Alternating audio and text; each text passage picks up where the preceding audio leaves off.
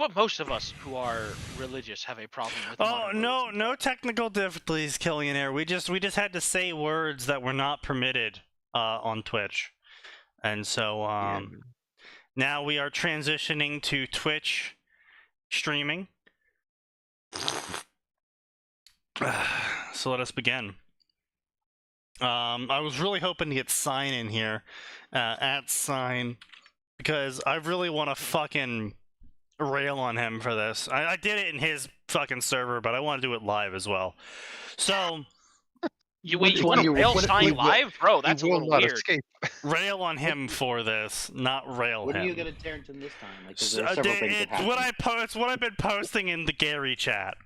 So, oh, that guy. Sign got a new payer. He got a new pay pig donating to him, and this pay pig decided he wanted to join Sign's special server, not the general server, because he was better than those people. And Max, let me tell you, he is a classic leftist idiot. So he comes into the server and he sees us talking about some stuff in like the gun channel and shit. And he's like, oh, you guys have those sorts of opinions. Well, I consider myself a Jimmy Dore lefty. so Jimmy Dore, huh? Yeah, Jimmy Dore, you know, the genocide denying psychopathic grifter. Jimmy Dore. I mean, I can't say too much. There's far too many psychopathic genocide-denying crazy people on the right for us to throw too much shade at that. Yeah, but I also don't use them as examples of people who politics I have. Yes, totally true. You know, it is while there is both sides in going on here, I also didn't use anyone on that side as an example of my politics, unlike this fellow. And so I say as much as the crazy psycho leftist guy that left the Young Turks, and he's like, I'm not a crazy psycho leftist guy. I was like, I didn't say you were. I asked if that's who you're using as an example. I was talking about Jimmy Dore, the guy you brought up. Well, it wouldn't even make sense. I literally typed it as a question. I put a question mark at the end of my sentence. Why would you think it's an insult towards you if I'm asking you a question? Like, this dude has zero fucking reading comprehension, zero literacy rate. He has popped up 6 times in conversations we've been having on this server, and he has not been able to connect the subject we are talking about to the words we are saying. He takes the literal meaning of the last message sent as the topic. And it's just like, this dude, like, you know, it's one thing to do that in a verbal conversation where you may only be paying half attention. It's another thing when the conversation is in text form and you can literally just look up 2 lines to make sure you're not out of the loop. Yeah. Well, I mean, even on top of that, it's like a lot of the conversations we have, we do reply ats, so everyone knows what statement we're replying to when multiple people are talking. So it's not even like the conversation was like 6 people talking and you don't really know who's talking to who. It's a bunch of reply at chains of us responding to specific messages. So it's not even like it's hard to figure out what the fucking topic is. He just can't. Because, like, he posted something today that just actually fucking... Oh, right, that's what it was. So, we were talking about, oh, what was it fucking right here? Oh, so we were talking about the 40K stuff that's going on with the recent fanfiction GW trying to push it. Honestly, I think if GW pushed the change and then low-key was like, it's a fucking Zinch plot, so many people would be cool with it. Actually, that does sound cool. Oh, that'd be a great job. Just like that Um, comic. Exactly. Yeah. Just fucking make that comic canon. So many people will be down for it just to see where it goes. There have always been female custodies. But anyway, so we're fucking talking about that, and we're like, some people are like, oh well, maybe they're spiteful, maybe they're dumb, maybe they don't know what they're doing, maybe they don't know the lore, so they're just trying to force a change or whatever. And so we're going back and forth, and I say there's a lot of people that hate religion in positions of power right now, because we're talking about Disney and Californian developers of media content, right? Yeah. Because a lot of our generation grew up as this like retarded militant atheist type who just hate religion because their parents are religious and they never grew out of the rebellious phase, and now they're creating content and making decisions about all these series. And so this retard just comes in with, well, also there's a lot of religious fanatics in positions of power as well. And we're like, who the Maybe fuck in the Western world is a religious fanatic in a position of power? And then he just leaves. He just leaves the conversation for like a solid 1 hour, 2 hours. I mean, if he was gone looking up sources. I don't think he was. I think he chose not to. He was gone for not 6 hours.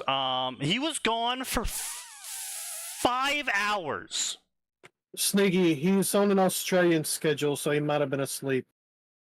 Okay, but then don't add a commentary that it's highly controversial to an ongoing discussion, and then fuck off and go to sleep. Oh Yeah. Form it in the argument, or at least say, hey, look, I'm going to sleep. I'll pick this back up later.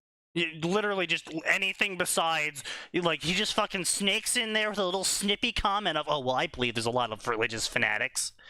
And then he just fucks off. Did anyone add him to get him to explain? Oh, we all added him. I'm sure you all did. And here's the problem with that. It's not like it's hard to pick out the really crazy people. In this case, if you're looking at the U.S., it would be in the Republican Party that you could identify as religious. That's going to be the easiest one. Well, we did come to a discussion on that, and that if we considered feminism a religion, there's quite a bit of religious fanatics in positions of power these days. Yeah, but I mean, even if you don't and I say this as a Christian, there are plenty of fucking insane people. Of course, yeah. It's they're just not really in positions of power, though. No, they've been ousted from positions of power. There's still quite a few left in the Republican Party that are. There's a difference between being in the Republican Party and being an actual senator or being an actual House of Representative person who has actually put forward a bill or, done anything. And then actually backing up your claims and, doing as your religion says you should. Yeah. So, I would like examples, and there aren't many. I would say if you're going to say that they have to have actually followed the that is what fanatic tends to mean, yes. But they can easily be a hypocrite. It's possible for them to say, I subscribe to X religion, and then not actually follow part of that religion. Sure. Right, but my point is more that they might say a whole bunch of religious stuff, but if they've never proposed a bill to put women back in the kitchen, then are you really able to say that they're being fanatical about their religion? And by the way, that was a hyperbole, by the way, just to be clear. No, I know. They're religious fanatic. Oh, what have they done? They proposed a bill to fund buses. Yeah, Okay, no, but well, I'm not talking about. I'm talking about the ones who are full-term abortion ban. That's not religiously controversial. That's not a religious.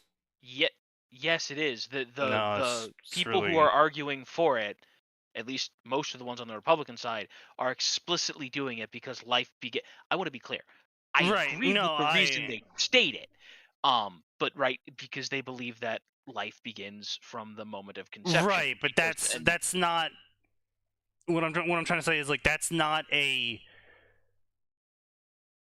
controversial thing that is derived from religion. Like, I, as someone who's Yeah, not you of can- that religion, can hold that opinion from a humanitarian ground, from a utilitarian anybody can find ground. even Like, ground on that. there's a lot of other ways I can reach the same opinion as that. Mhm.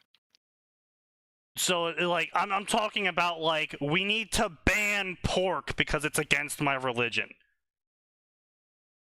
You know, we But need to someone put could want to women... ban pork because they don't like animals being murdered. Like, Okay, well, that's just Yeah, nature, but so that's not really a good case- argument.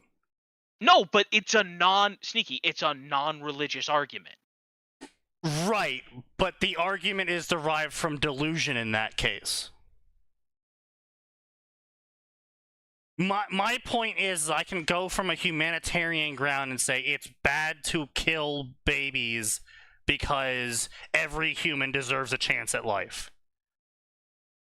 That's a humanitarian ground. You don't really have that sort of argument for, oh, we should only not kill pigs because pig rights matter. Like, But no one's out there saying don't kill. They're out there saying don't kill any animal.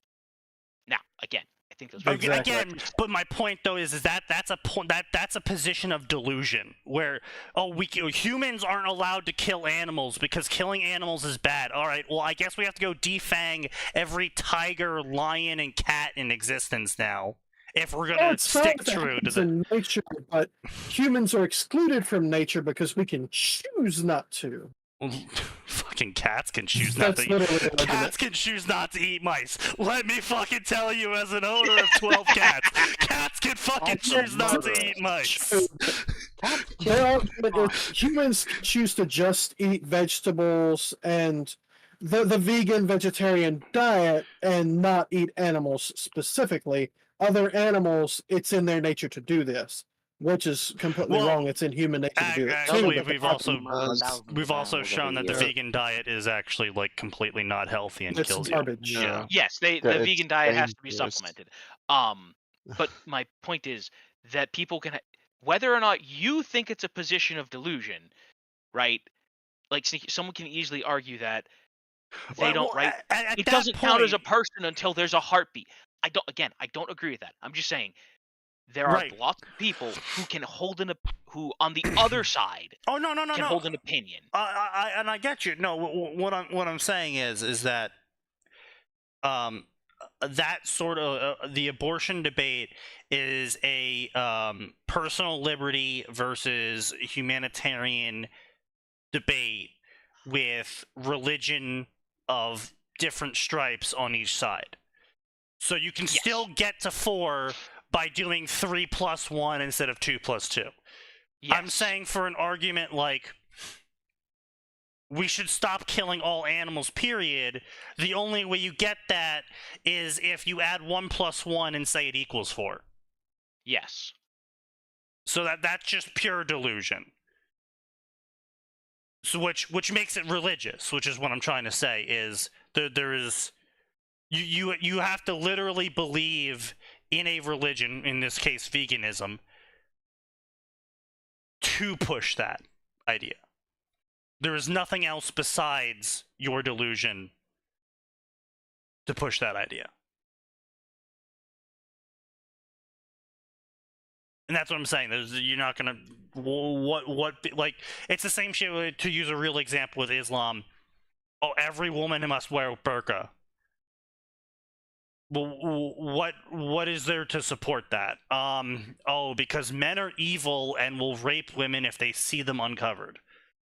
Right. Okay, interesting. Very delusional. But I'm sure the feminists will agree with you.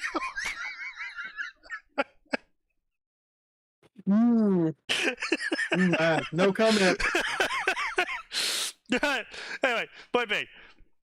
So yeah, the guy comes in, makes that fucking comment, and just leaves, and then comes back in 5 hours later saying, "Oh, just to set the record straight, guys, I was talking about the Middle East." Bruh. And Bruh. we're just like, Oh, now that you've been called out on it, of course. we're Bro, just like, you couldn't cop. Bro, you Yeah. could not cop out harder. It's like, we're talking about the Western, we're talking about Hollywood, we're talking about Disney, and he's like, oh, well, the Middle East is religiously fanatic. It's like, well, No shit. hey, no shit, B, we weren't fucking talking about the Middle East. We were discussing Western geopolitics, not Middle East geopolitics. It's like, we're over here talking about lakes and rivers and shit, and someone just comes in, bears shit in the ocean too. It's like, They do. what? What does that have to do with what we were saying? And then he's like, "Oh well, I was actually working the whole time. I was busy." And I was it's like, well, Busy then don't masturbating yourself, maybe. don't fucking post something hugely controversial without comprehending what the fucking subject matter even is, and then get offended when we call you out on it. Yeah, there's some strong backpedal here. But yeah, it's like, oh, by the way, he constantly fucking says this one line, "I'm not trying to start conflict, guys. I'm not that political." Bro, do not light a fire and then scream, "I'm not an arsonist." I simply took your statement as is. I did try to find examples where the West was biased towards religion, but I wasn't able to find anything. Okay, then I'm sorry, you're an idiot. Like, you can very easily look through the history of the United States, where despite separation of powers, we didn't do the best job. Yeah, well, yeah. And he's like, well, I could also bring up people like Marjorie Taylor Greene, who was supposedly a religious nut. And oh no, she purports to be. Look, this is what I'm saying though, is I responded to that part of the statement. I was like, look, I could even agree with you that maybe Marjorie Taylor Greene is a religious fanatic, but can you name anything that she's actually done? And he's like, no. I'm like, yeah, neither can I.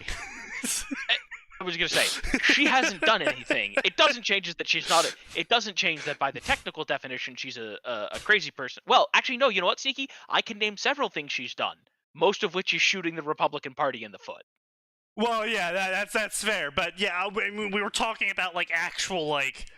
No, I know, things. but I had to make the joke. I Yeah. had to make the joke, Sneaky. Yeah, I know.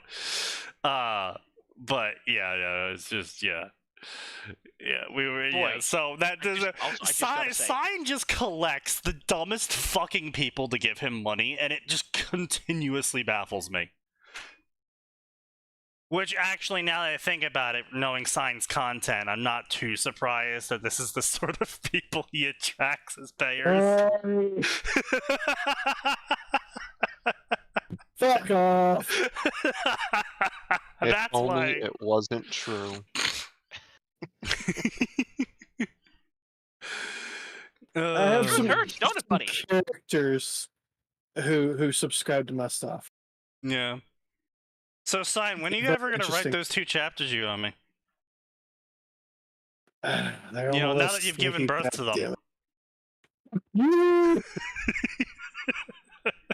You. Listen, he's popped so many out. He's on his There's got to 10th be some baby real now. stretch marks. Yeah. Hey, how's the post-child workout going? Getting back to that fit bod? Yeah, he's working hard. No. Oh, well, The despair contained in that no. He is exercising, don't get me wrong, and he is exercising hard. One muscle group, but he is exercising it hard. God damn it, Sneaky, I was drinking. Sneaky. God fucking damn it, I was drinking. You know, Fucker. as Ellis said, That's what you get. that must be the fella that masturbates all day. No, Sneaky. He's helping other people exercise that muscle. No, he's doing it too, Yeah. plenty enough. You know, he's a very repressed individual. If this is repressed sign, I don't think I want to see unleashed sign. Oh, you want to see Unleashed sign? Right. Just read his No! story, Predatory. It's about a 14-year-old that he tentacle fucks. He There's thought no Nice. counter to that. Sign? I need a swift and vigorous denial, sir. he thought he was making her legal She's by aged adding 2 years to her age, but forgot she was 12. She's legal in the story, and 16 is in fact the age of consent in that state. So That's still 2 years from the age of consent sign. Bro, said she was aged up to do your math. No, you added 2 years to her age, and she was 12 in the original.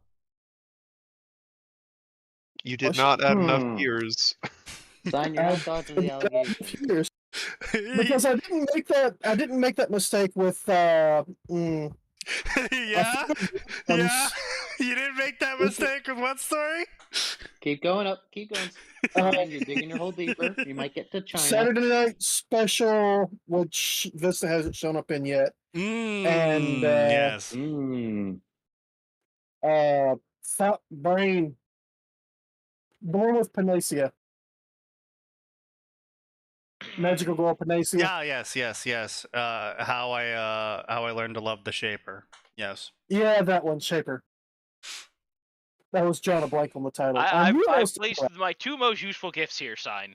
Big red flags. Big red flags. That's a good one. Wait, that's illegal. Can I save that? No, I can only save that as a PNG. Truly, you are the worst, Discord. You are the worst. Like the best part is if I open this link, it gives me the GIF. Yeah. But if I try to save the link, it gives me a fucking PNG. Well, that's fucking dumb. Of course it's fucking dumb. Welcome to Discord. Yeah. It's just not as good aura without the sound of "fuck you" screeches into mic at peak volume. Oof. That's how you truly Reggie steal someone.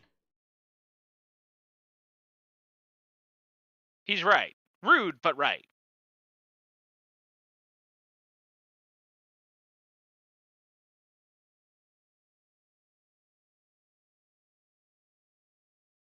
Anyway, so, as I was saying, let's get on with the night, gentlemen. I have no idea what we're doing, so we're gonna spin the wheel!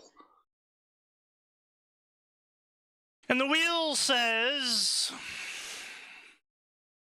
Fuck you. Death. The wheel says... Harry Potter.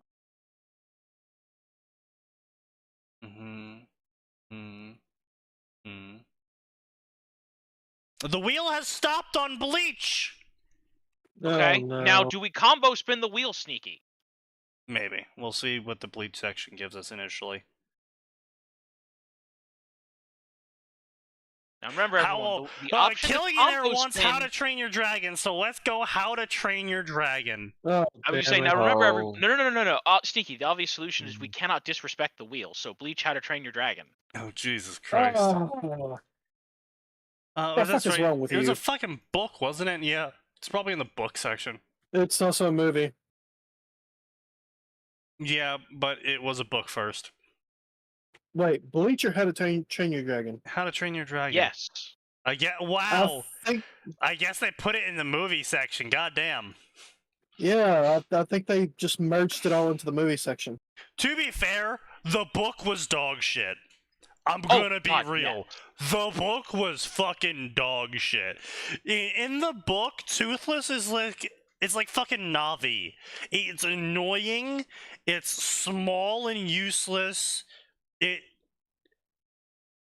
The The book was just dumb. Oh yeah, the book was fucking awful. I Honestly. never even knew it had a book. Yeah, there's a reason for that. There's also a reason why no one complained at all when they made the movie about how it wasn't being true to the book, because the book fucking sucked. Fair. That bad, huh? Yeah.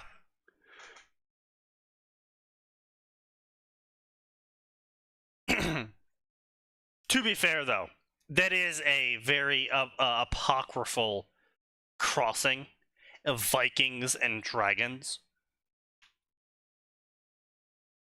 I mean, those two things are cool. Exactly. I'm not giving up family breakfast for you, Chuckle Fox. Dude, that's fair. That's fair.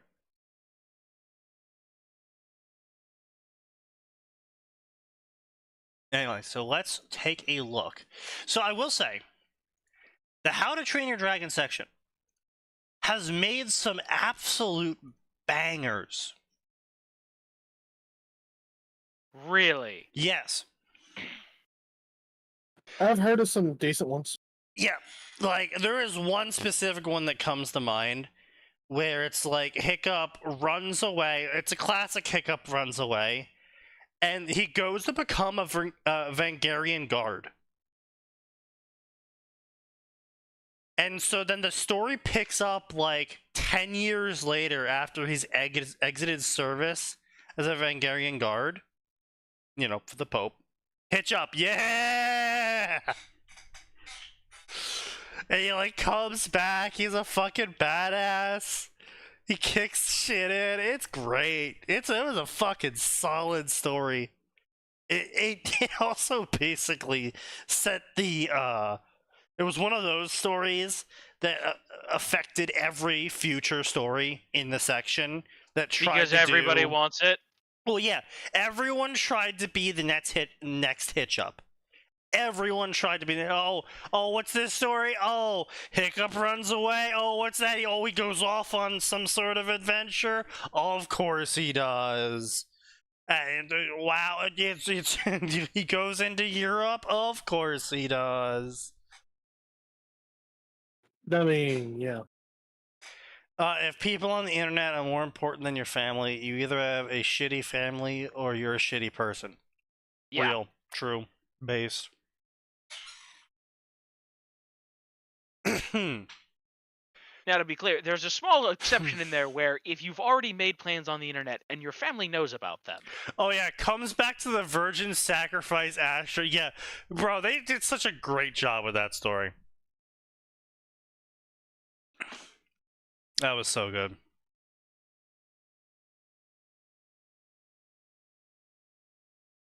Anyway, so let's see what we've got here. The virgin sacrifice Astrid. That was a good one. Yeah. Talk about that. Wait, like, which type of virgin sacrifice? There are two types. There's at least two. Yeah, I know. So we got a really dog shit one here because, you know, you have a story that's about dragons and about medieval Vikings, right? So what do you do for a fanfic? Just take a wild guess, top of the head, just say it. What do you do with an amazing premise such as dragons and Vikings? Go a Viking, own your dragons. No, you're wrong. You're stupid. Lame. Next. You put a cocaine bear in there? Interesting. Not what happened. Next. Max. Take it away. You know what I'm saying. You know what it's gonna be. You know what I'm building up to. Oh, No. please tell me this isn't a bestiality story. Oh, wow, that was actually, you know what, that's fair. That could have been a bestiality story. No, it's a modern AU! It's a modern AU! It's the a Mike modern... goes super hard, but I think he's screeching modern AU. It's a modern AU. Listen, man. By the time you're like, it's not that, and then you cut to me, and it's like, okay, I've got like 3 options here. I'm gonna pick the worst one because Sneaky always goes with the worst. It could have, you know what? On retrospect, it could have been, but no. No. In this one, it's a modern AU called How to Train Your Jock. I'm sorry, job or jock? Jock. Yeah. I would have preferred job, honestly. Yeah, you would have thought that, right? But yeah, Hiccup has a fair share of problems as a first year, an overbearing father pushing pushing the family business on him, which I mean doesn't really make sense. I mean, it would make more sense that the father's like the principal or something, because that's a more equal, you know, whatever. But whatever. Smuggling his pet Toothless into the dorm, hiding. It was Toothless, a fucking cat. Yeah, probably. Probably. I mean, that's so fucking lame. It's like, oh my god, I'm so stressed out. I'm only smuggling a pet into a no pet storm. Surely no one will figure this out. Because, you know, cats and dogs are famous for being okay with staying in only one small bedroom. Yes. Hiding his secret minor program. Excuse me, author? I mean, Author? Is this spelled with an E or with an O? oh. Oh no. I mean, okay, no. Secret minor pro. So he's going to college, I think. I think this is a college fic. So he's trying to pretend that he's not minoring in a subject. Ah, okay.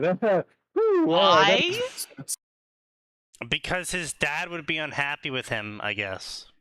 He's taking liberal arts, and his dad is not the liberal arts His type. dad wants him to take business, and he is taking liberal arts. But it's a minor. Look, my degree is technically in liberal arts, and you know, I'm after law school probably going to go into a 6-figure career. That Fingers explains crossed. so much about you.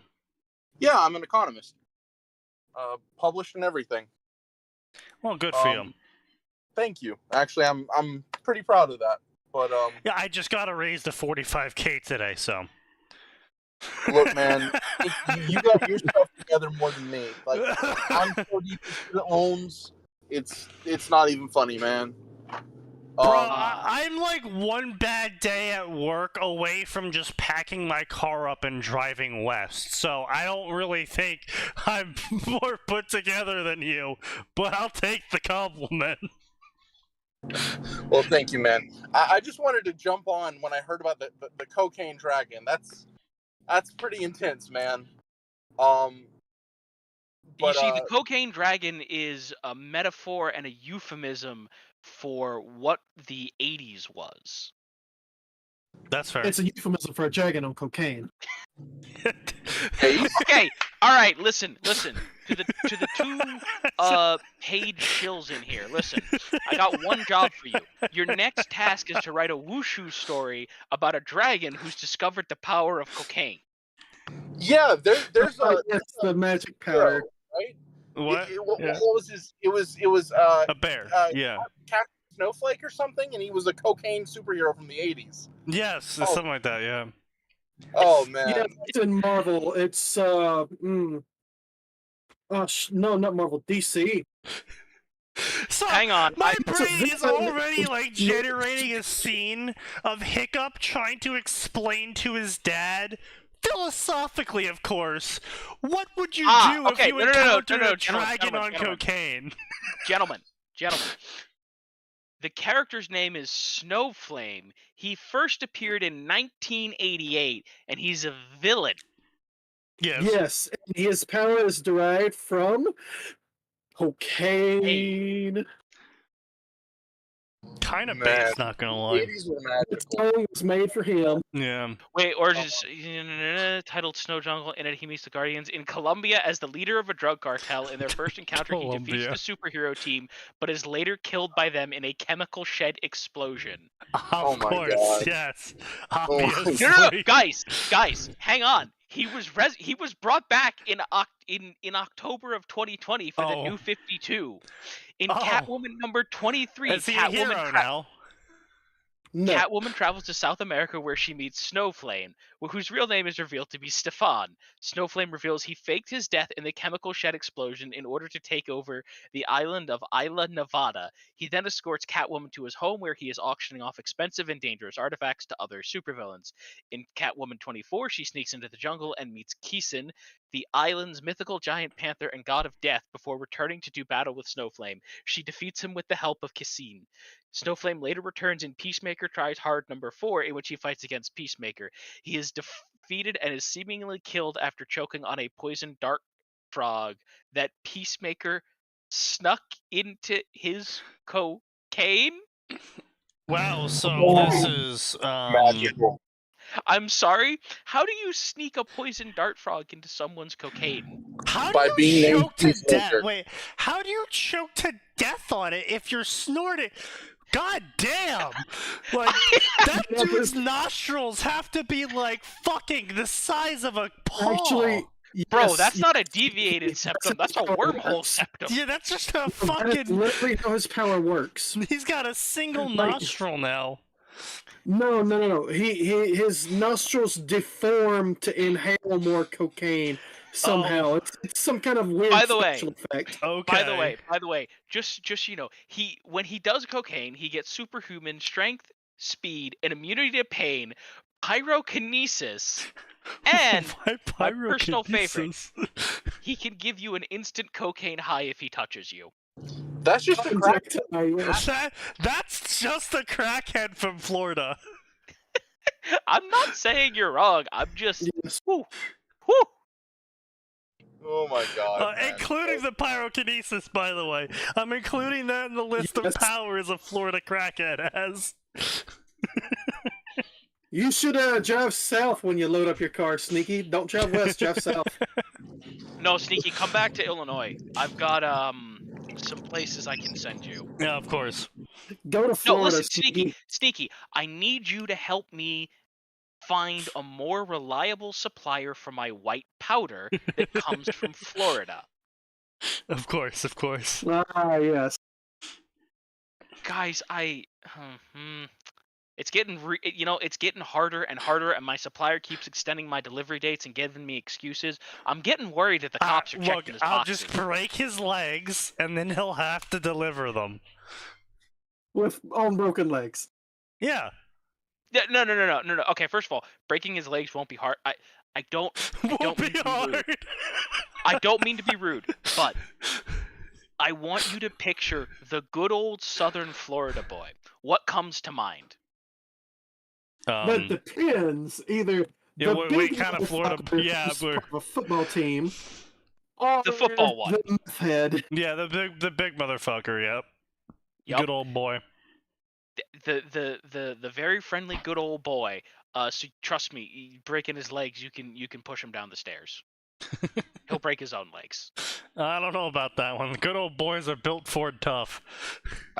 You know, you gotta be able to actually hurt him enough, and by the point you are able to hurt him enough, he's gonna swing. Yeah, he's got some damage. He's just gonna swing. Yeah, he's got Like, like he's a gonna be like- 30% damage reduction on him. You know, it's It's just Okay, but Sneaky, come on now. You're from Jersey. Yeah. You're the natural predator of the good boy. no. No. The problem is that the Jersey boy and the good old boy are like they distant have an cousins. understanding. Yeah. They're distant cousins. They have an understanding. Nice. You don't swing at me, I don't swing at you, because no one's coming out of this in one piece. I will say, I actually recently, it was kind of funny. There was a Tim Pool did a video Oh boy. about the squatters, and you could really have he had a Chicago moment. Okay, and that's the only way I can describe it. He had a Chicago moment where he was What like, does that mean? so he was I'm like, deeply concerned as to what a Chicago moment is, according to the Jersey kid. Some guys are gonna come and yeah, tell them they're not gonna be here tomorrow, and they'll get the message. yeah, he literally was like, so the squatters, you know what happens if we saw squatters in Chicago? some boys would knock on their door and tell them they better not be here tomorrow. Or Politely else. inform them they will not be here tomorrow. For personal reasons, they will be moving out immediately. Listen. All My right. absolute favorite quote from any fiction book relating to Chicago comes from the Dresden Files, and it comes from John Marcone. Because listen, this is Chicago. We put the civil in civil offender. I'm like, yes! Mwah! Damn. All right. Line! That's pretty good. Yeah, yeah. See, we put the offender in civil offender over here in Jersey. Which is why, Sneaky, that's why all of the most successful Chicago operations, if you'll recall from history, had a Chicagoan on the top, and 90% of the muscle was from Jersey. Yeah, pretty much. I keep the boys civil until it's time to offend. Fucking, I will never get over the senior trip.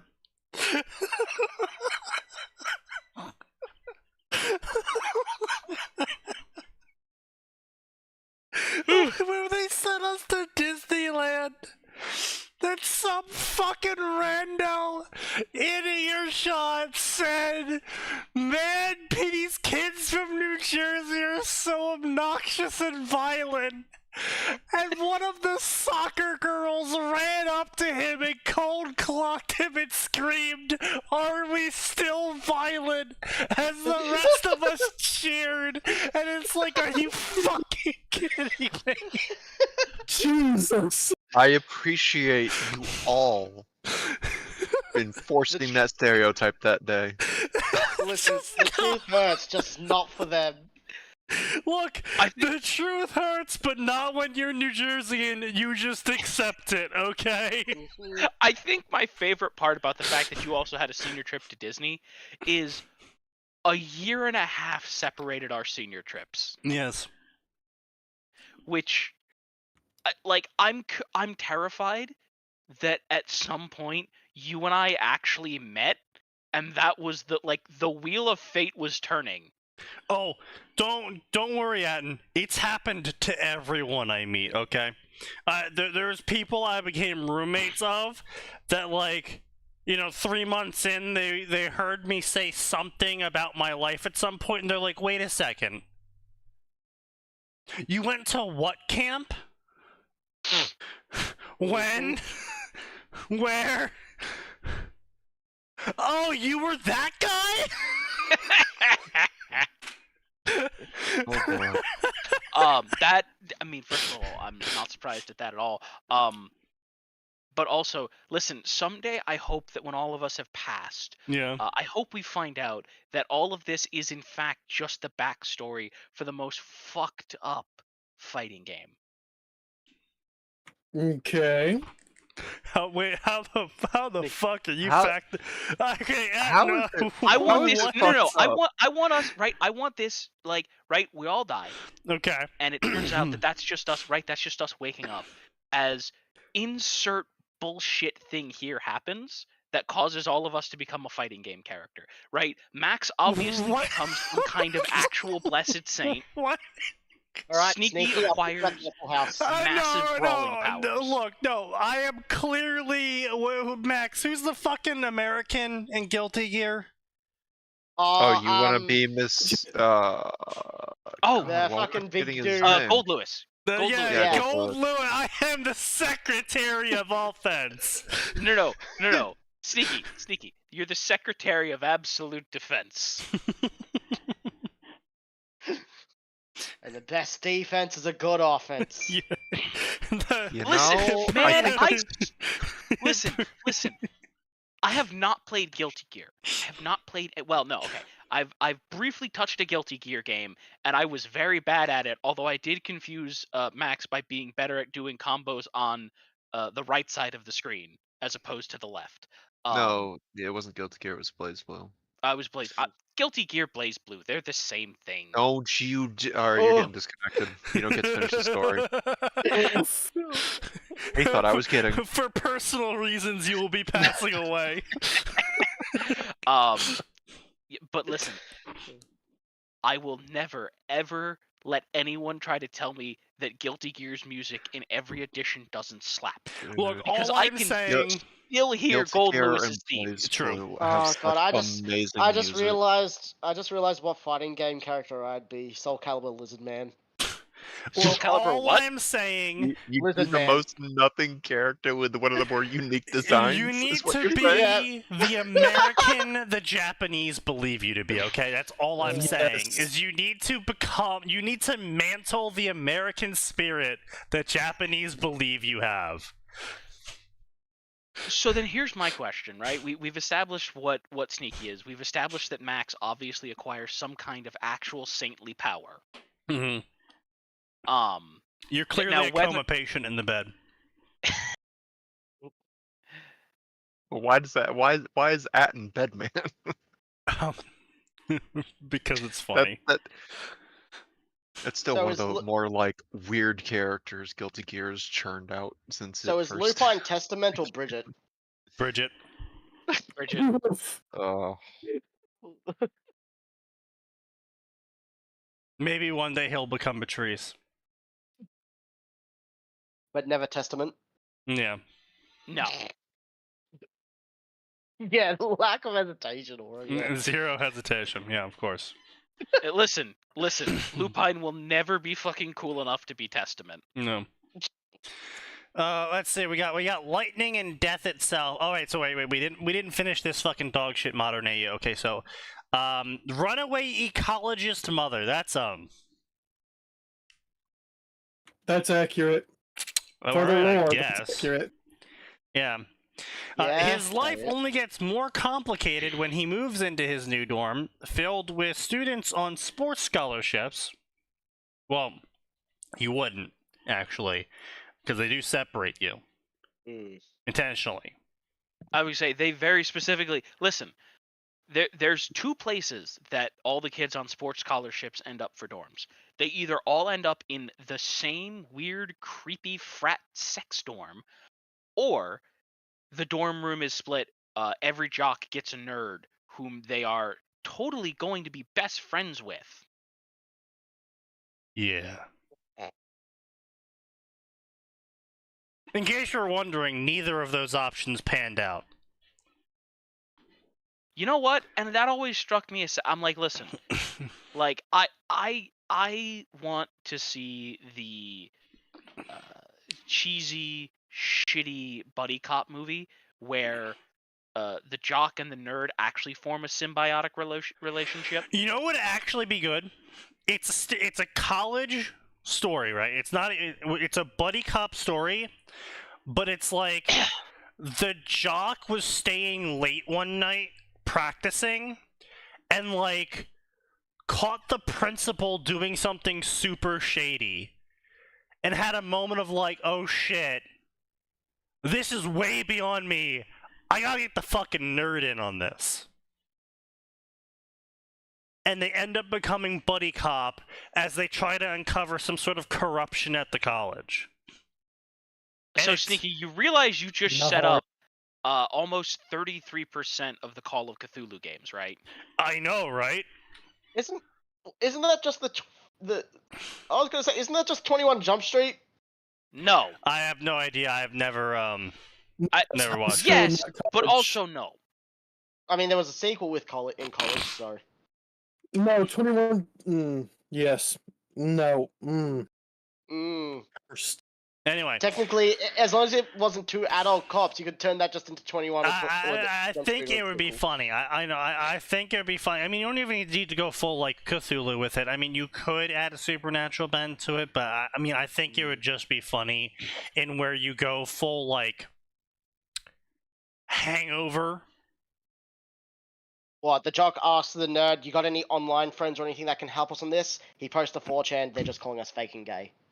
Well, yeah, but like, yeah, you know, like, they play up the tropes, but they play them all in a parody manner. Like, oh yeah, let me check the online forums. Yeah, they're calling us fake and gay. What?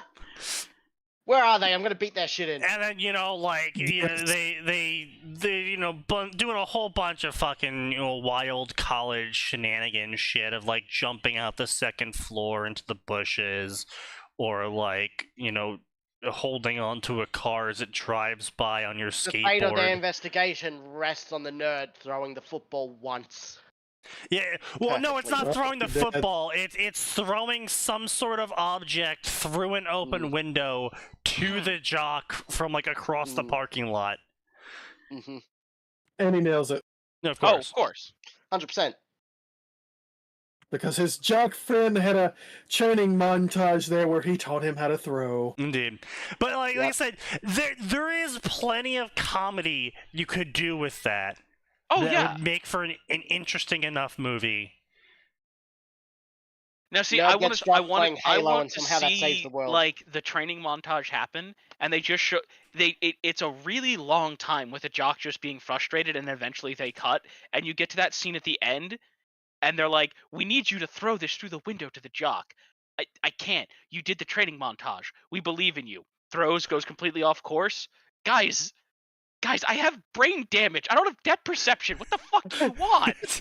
Or alternatively, you run with the joke that every single time they have the nerd throw something, he throws it really hard, actually, like completely subverting the idea that he's weak or some shit, but his throws go wildly off course for completely Oh, yeah, no, impractical reasons. He's somehow and it throwing always, 80 like, mile-per-hour fastballs. Right, but it always also goes wildly off course for impractical reasons, but then also the joke ends with every single time he throws something, it hits some girl's head. Yes. Just like she's like, what, like, training montage, alright, throw me the ball. He, you know, fucking chucks that ball, it, like, bounces off of the tuning fork of football, and then, like, some girl's walking by and just fucking beans her straight in the head, and she collapses on the ground, and they're both just looking at it like, do we call the ambulance or something? Like, no, you fucking stupid, we run! I was gonna say, no, Sneaky. They don't even do that. They just engage in silent male telepathy, where they both look at each other, look at the victim, Yep. look at each other, and immediately begin sprinting in the opposite direction. Yeah. Even better, yeah. Yeah, exactly. But, like, just every single time he has to throw something, it just knocks someone out. Usually another girl. Jock just goes, you know, you'd have more luck just throwing the opposite way, and that's how they do it. He actually just turns around, throws it, it gets the jock. No, even better. At the end of the movie, they have to knock out. Right, the principal has a gun. He needs to knock the principal out. He tries to throw the jock a bat so the jock can hit him, and the bat just goes right through the window. Bang! Oh shit! Did you kill him? I don't know. Is he breathing? Get the gun! No, here's how you end the movie. The principal, female, is holding the jock at gunpoint. And the nerd sees it through the window, and he finds a rock or something. He's like, I can do this. He's like aiming at the gun or something because he's gonna like knock the gun out of her hand. And he's like, I can do this. And he throws the rock, and it like bounces off of like the fucking windowsill, bounces off the bottom of the windowsill, bounces up, hits the gun in their hand. The gun goes underneath the principal's head. Bang! And they're like, oh! Okay, so we're making a Scream movie. Got it. Yes. No, a Final Destination movie. Parody, the funny, scary I movie. was trying to help you. Oh my god, she's dead! She's dead! You have done the opposite of helping! This is a murder! You just no. The nerd, Sneaky. The nerd goes straight to the chemical closet. I can fix this. I can fix this. I can fix this. How are you gonna fix her skull? Oh, we're not fixing the skull. No, we're not fixing this. What do you think this is? Breaking Bad? Yes. Out to be. It's about to be. Look, no one checks No one checks this closet. I know. How do you know? Who do you think's been making all the meth? I was gonna say, where do you think I go to cry alone? Jock is just fucking like spazzing out until he looks down and goes, "Holy shit, her wallet's fucking loaded." Do we call the cops? What do you mean, call the cops? No! Oh shit, that's a lot of money. Are you looting their corpse? No, it just ends up with Nerd and Jock taking over. It ends up with Nerd and Jock taking over. Repurposing their wealth. Bro, do you know how much I have to pay for my scholarship?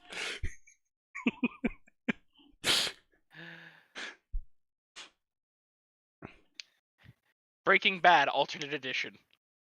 But in the end, they don't actually stop anything. I mean, they do stop it, but that's just because the person involved killed themselves, air quotes. Oh yeah. But you know, I think you could go several ways with it. It'd be pretty funny. You gotta lean hard into the scream and / Final Destination energy, though. Yeah. People keep fucking dying as they're doing it. just an endless stream of no, Sneaky, I've got it. The movie ends Monty Python style with the cops showing up because these idiots have left a string of bodies and assault victims behind them.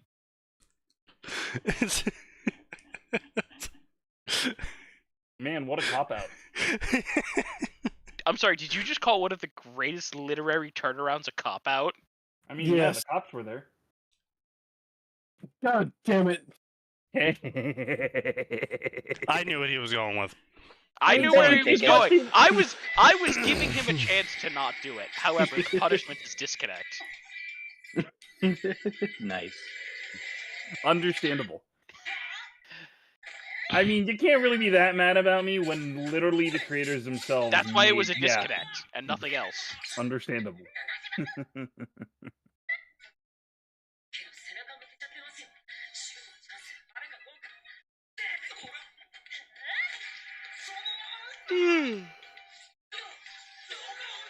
You turn your weakness into a strength, knowing every ball you kick is gonna curveball. Yeah, yeah, literally that.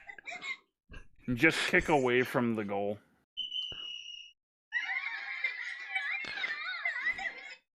Yeah, just total. What the fuck? Oh, actually, Phoenix, I've heard that's actually a really good story. World of Warcraft's level designer writes a lit RPG. Yeah, no, that he's being 100% serious, by the way. That is World of Warcraft's first level designer. And they did write a lit RPG. And apparently it's good. I assume it's garbage. Apparently it's really good. Well, then, link it. Yeah, let me just pull it up here. It's on my to-read list. Let's see here. Was it Reluctant Apostle? No. Here it is. A Book of Dungeons. Huh. I will probably have to try and read that then. Yeah, like I said, he was one of the first level designers for World of Warcraft. Not modern. He's not the modern level designer. We're talking Wait a classic minute. here. Sneaky. Yeah. I need to know exactly which atrocity of a dungeon he's responsible for so I can be correctly upset about it. I have no idea. The land of Kel'Thuzar. Was he involved? Was he involved in Kel'Thuzad? Did he make Molten Core? I swear to God if he made Molten Core. You probably made Molten Core. I want to be clear. I don't have a problem with Molten Core in and of itself. I have a problem with all the stupid fucking idiots that I was subjected to in Molten Core. Okay, let's be real here. I'm going to stand in the red circle. That's lava. He'll be right. let's be real here. Yes. The brain lag. So pre-classic. So back in the day, you had 3 types of lag. You had game lag, you had network lag, and you had brain lag. Now, those first 2 have been eliminated with Classic World of Warcraft, and now it's clearly evident that brain lag is truly the biggest killer, because Classic players are like koala bears. No. I would say they're more like sloths. I was gonna say that's they're giving koala bears. No, they're not. They're koala bears. The only way they're ever having sex is rape. They're filled with disease. They're slow and stupid, and they don't know how to eat food unless it's handed to them on the twig. If you take the leaves off of the twig of the tree the koala bears eat and hand the koala bear the leaf, it won't eat the leaf. It only knows how to eat one way, and that's off the twig. It doesn't have the brain capacity to do more than that. Just like Classic players don't know how to do anything but press one button. Stand in fire, they don't know what fire is. Why did they die? Healer was bad. Yes. What if games were real? What if death wasn't the end? The Roguemancer. That's what if death wasn't the end? Bro, ask any level That's like 10, religion. 5... Just ask any... Well, A, it's religion, but B, just ask any level 10 D&D character what if death wasn't the end. Do you want to know why they call me the Ash Eater? Not really. No, actually, I'm good. Fucking Elden Ring, just like, yeah, man, I've been seeing all these like ashes everywhere. What the fuck do you mean you've been seeing ashes everywhere? Did you eat them? That face when you run out of supportive chapters. Huh? And decide to write your own superhero story? Huh? Huh? Huh? Huh? What did he mean by this, chat? That doesn't even make sense. I appreciate that no one knows what is happening here now. I'm Not a doing clue. better, be honest. I didn't kill too many of them, be honest. They deserved it. Yes. I understand the supportive Okay, one. that It's one, ba- I might click that one. I'm gonna be honest with you. It sounds hilarious. It The supportive sounds one- like it sounds like a this- self-aware post-Gold Morning Taylor. Yeah. The supportive one is Who ended up basically in more making fun hijinks. of... I'm doing Yeah. better now. Taylor. Look, we only killed some of them. Taylor. They deserved it. See, isn't it better to be honest with yourself? Yeah, the supportive one is now, making fun of all the now, current listen, superhero listen. TV shows like Spider-Man and Flash, where they have the superhero have a whole group of friends helping him behind the scenes and all that. I think. Now, listen, I will say, we have a system at home, the system at home. You know what? All right, that one would get my attention. I'm not on the website, but... Forbidden What snack. website Oh is no. it for? Royal Road. Oh yeah, I saw this one. I'm actually quite proud of myself that I don't recognize any of those burgers. Here, have the forbidden snack. Forbidden snack. Yeah, I'm the worried casino about chip. that. Haven't you ever looked at a casino chip and wondered what it tasted like?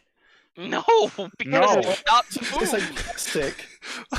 That's because the Am Hyundai I Star Rail the and only Sneaky Trash one Chicken. who looked at a casino chip and wondered? Yes, I think so. In this group, I believe Yeah. so. you're the only one.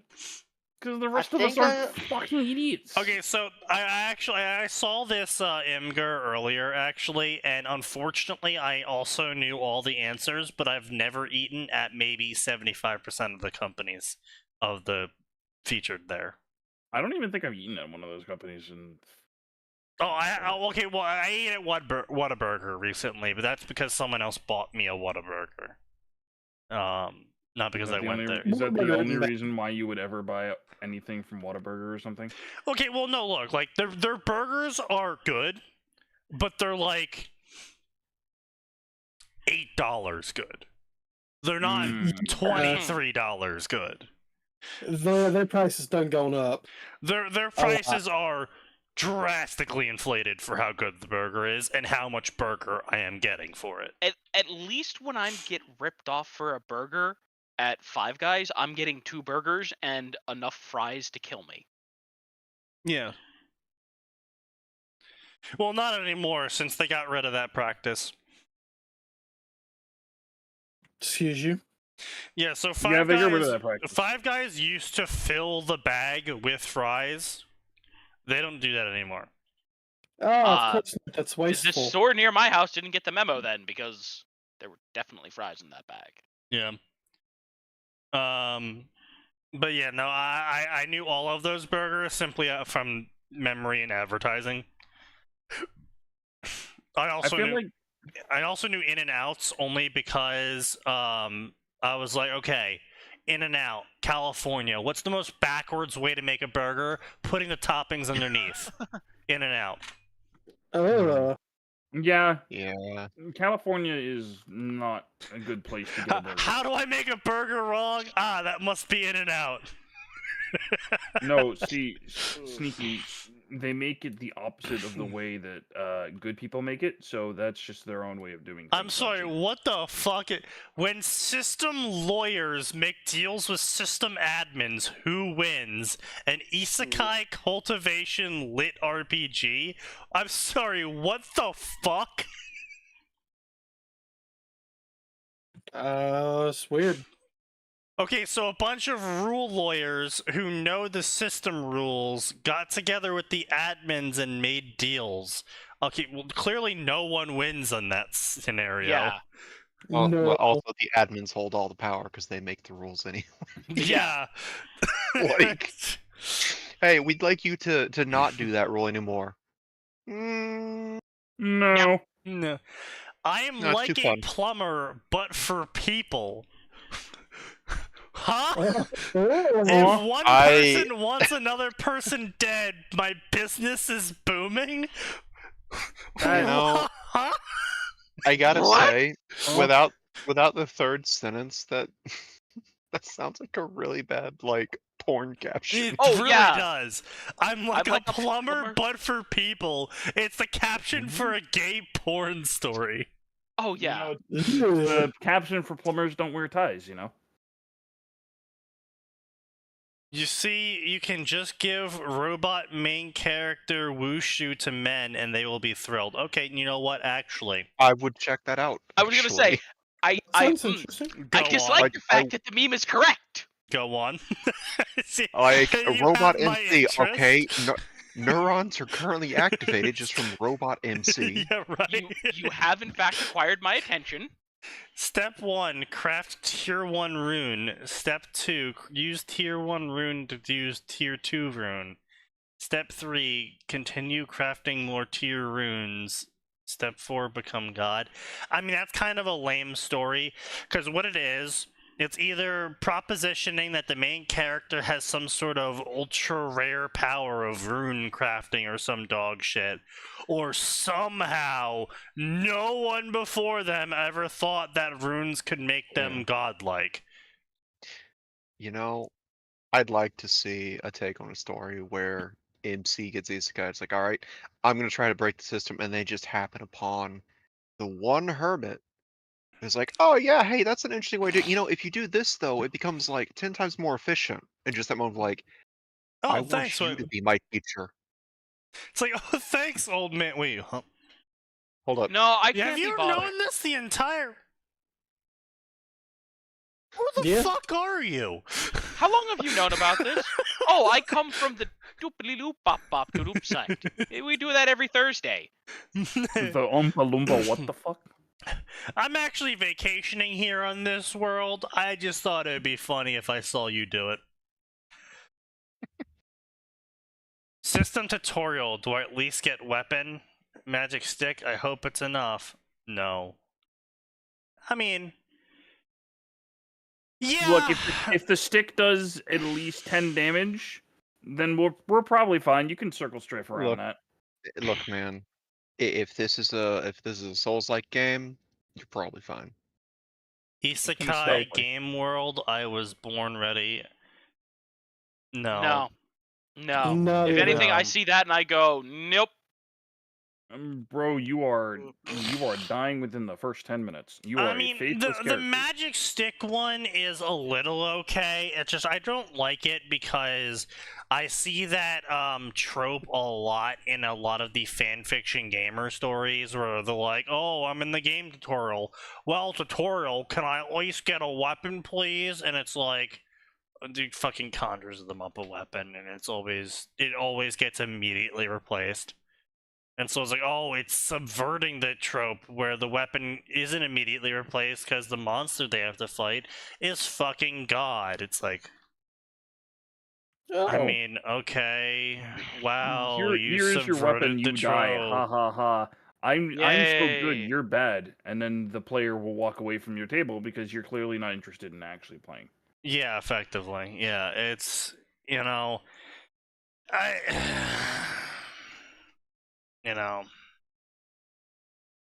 or you do something like introduce a gamer system and then introduce the character to the gamer system, and they immediately find a totally cracked combination of, say, aura and magic that lets them really extract the highest value from it and pull off some crazy moves. But we don't know. We don't have too many. Yeah, that'd be weird if you did that, right, Sign? Yeah. Yeah, that would be pretty awful. Yeah, that would make for a terrible story, especially if you make him go fuck his sisters afterwards, and all that some. So yeah, that actually sounds hot. You shut your mouth.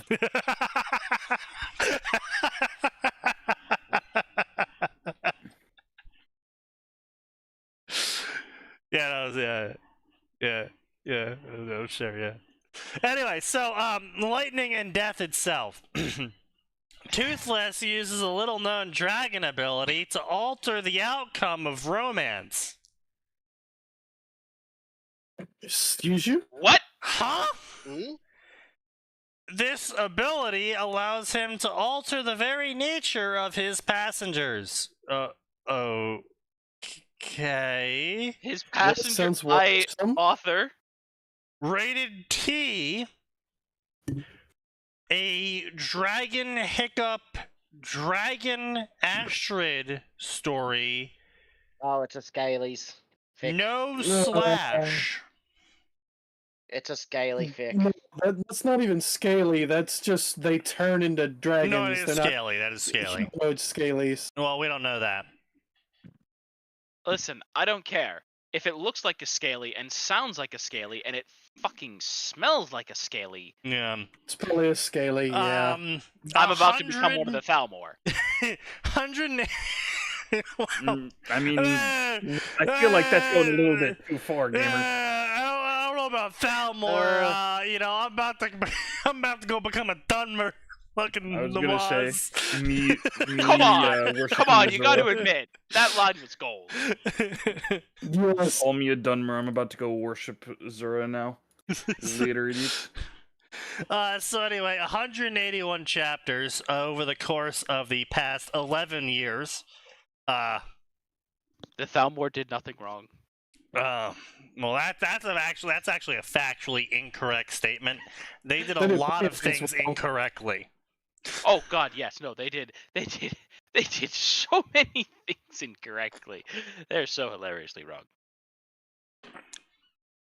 Now, as far as being wrong, well, that's a different story. But yeah, 500,000 words. So I mean, this dude has, over the course of 11 years, put out 5 books, which isn't that impressive. It's fan fiction. It's not like this guy has had to come up with some original shit, I don't, you've had 11 years to write a fanfic. I mean, don't get me wrong, 500,000 words is pretty impressive. I don't know if it's like, I mean, this story's gotta be good. Like, for me to... No. No, I'm saying it's gotta be good for me to, like, give them kudos. Because, like, when you are outputting a story at the same speed as a normal author, I kind of then hold you to normal author standards. Yeah. Because your fucking story has got to be. I mean, don't get me wrong. A lot of fucking normal authors are dog shit. So let's be clear here. Just because you're a published author doesn't make your story good. But you know, if you're gonna output at that speed, then I'm going to expect something of a little bit more thoughtful quality to it. Because if it's just dog shit quality for 11 years, then why would I read your story? You know, it's 11 years. That's a lot of time. 500,000 words. It's like a whole weekend of reading. You're gonna make me read that much. You better have a good fucking story. Yeah. The concept of this story is old and moldy. Again, written back in 2013. But I still feel the need to write one. I've tried very hard to avoid out of character content. Keep in mind, How to Train Your Dragon came out 11 years ago. I hate the statement. You're welcome. Death be upon you. 500,000 words in 6 hours? Bruh. You are not reading you're not reading 90k words in 6 per hour. Jesus Christ. I mean, maybe if you put it on a speed reader. I average around 50k words an hour, and that's if I'm only fucking reading. I was gonna say, those are some rookie numbers, gamers. Bro, you average around 30 words an hour. I don't want to hear it. I was complimenting you. That is not a oh, those are rookie No, I was numbers. I was saying. Is everyone else here? I was saying they had rookie numbers compared to other people. 90k words an hour? That was part of the joke. Look, I'm not getting involved here. All right. Anyway, Thank you.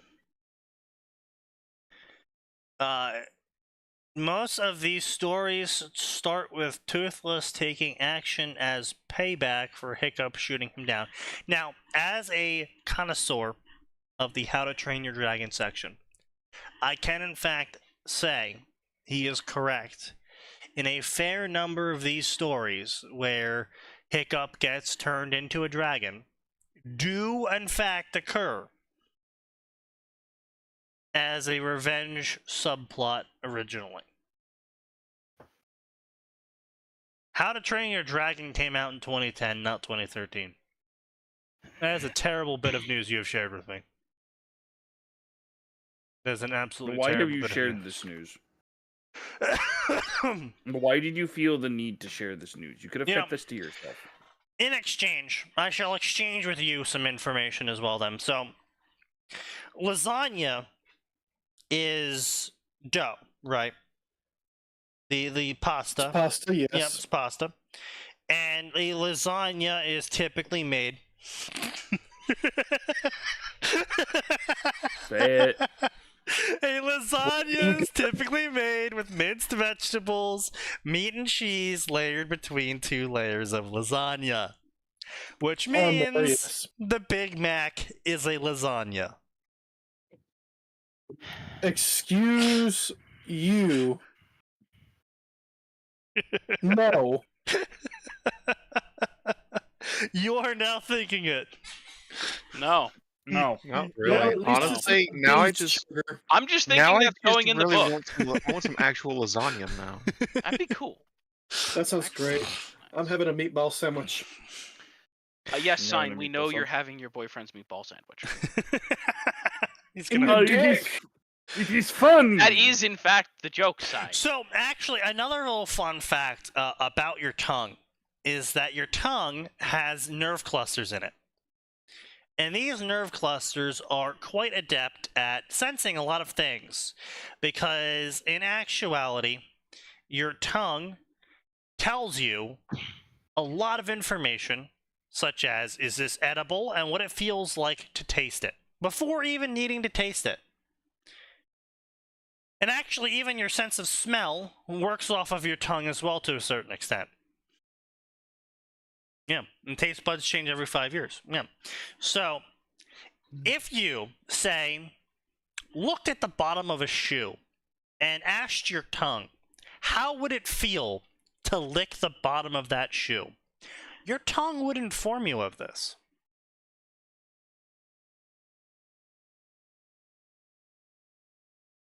I'm not imagining that. I've just tuned you out.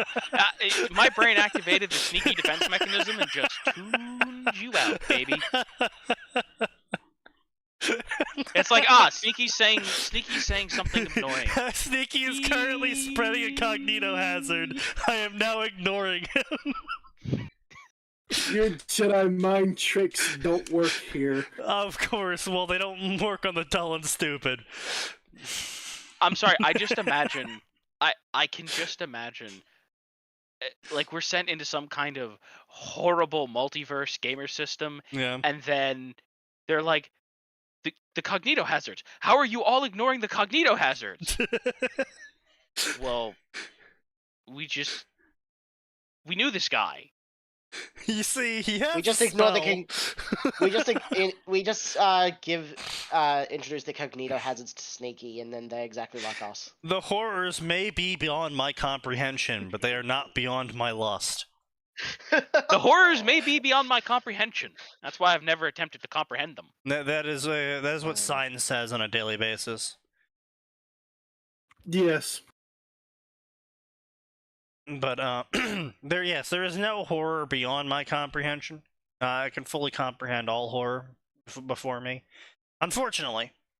But I take heart that I actually use alcohol to make sure I have plenty of temporary HP to buffer that with. Temporary sand points. Yep, exactly. Because I am an expert horror comprehender.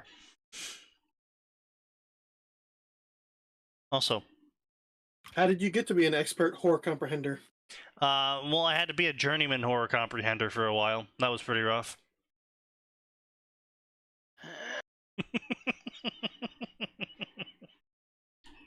God damn it.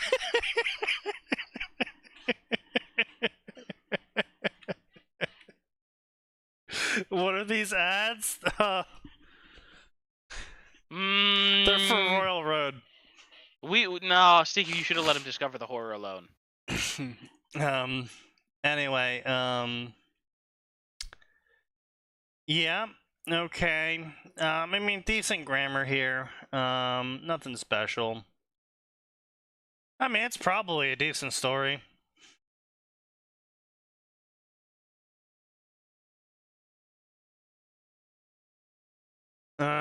Let's see what we got going on here. What kind of authors is... Oh, God.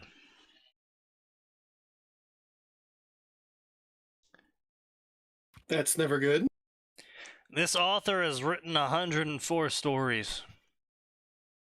Such as How to Train Your Dragon, My Little Pony, Oh god, Frozen. thank god I grabbed alcohol. I came back to My Little Pony and Frozen, thank god I grabbed alcohol. Corpse Bride, Hobbit, Dragon Riders of Pern, Lion King, and Brain Ships. I have no idea what Brain Ships is, and I don't want to know. Okay, Wait, wait, this Sneaky. person like- Does anyone have any Hobbit crossovers? Yes. Of Fucking course. Vine's enthusiast, Yes. Harry Potter fucking Hobbit. Oh, The God. Steel Badgers, Harry Potter, and Yeah. The Hobbit. But that one's actually hilarious. Yeah. Oh, that one is pretty funny. Also, it likes hobbits. Arn's got a chance. Hello, I'm Seekist. As in, seek ye first kingdom of God and his righteousness, and all these things shall be added unto you. Matthew 6:33. Okay. What do you mean? What does he mean, Max? This is one of yours. Killionaire. He's saying this is one of ours. I don't know what he means by that. I it came Jersey? up with it while thinking of ideas for custom license plates. I never got the plate, but I use this name everywhere. You can Google my name Seekist to find my personal website. I am a Christian, model railroader, amateur naval historian, guitarist, bassist, song parodyist, one of the 10 best submarine songwriters in the country, sci-fi fan, computer geek, fanfiction author, wargamer, game designer, and moderator of the Pirates of the Spanish Main page. Funky Online, Transport Tycoon Deluxe, Civ Series Guys, player. I don't think this is a Farmville. female author. I think this guy's just autistic. Yeah. Possibly. He's possibly Loves- just autistic. I love the Bible, babies, most dogs, big powerful things like ships, tanks, and trains. Most kinds of music, especially Christian rock, classical, bluegrass if they play it fast, and animal folk music. Bro. Puns, ironic humor, the There sound of has a Marshall literally amp only cranked ever up to been 11. one good Christian rock song, and that was Jesus Freak. And that's Cheeseburgers it. and fries. I don't know, was it Christian Linkin songs. Rock? Was it Linkin Doesn't Rock? like Linkin Park? slash lemons, bullies, vandals, people who don't kill them if they disagree over if their religion is a religion of Also, peace. no, Linkin Park doesn't count because they had lots of songs that weren't. Does Skillet? Skillet counts. They're a known Christian band. Yeah. Toby Mac puts out some pretty good bangers across a few different genres as well. I forgot about Toby Mac. Does Tom McDonald count as Christian rap?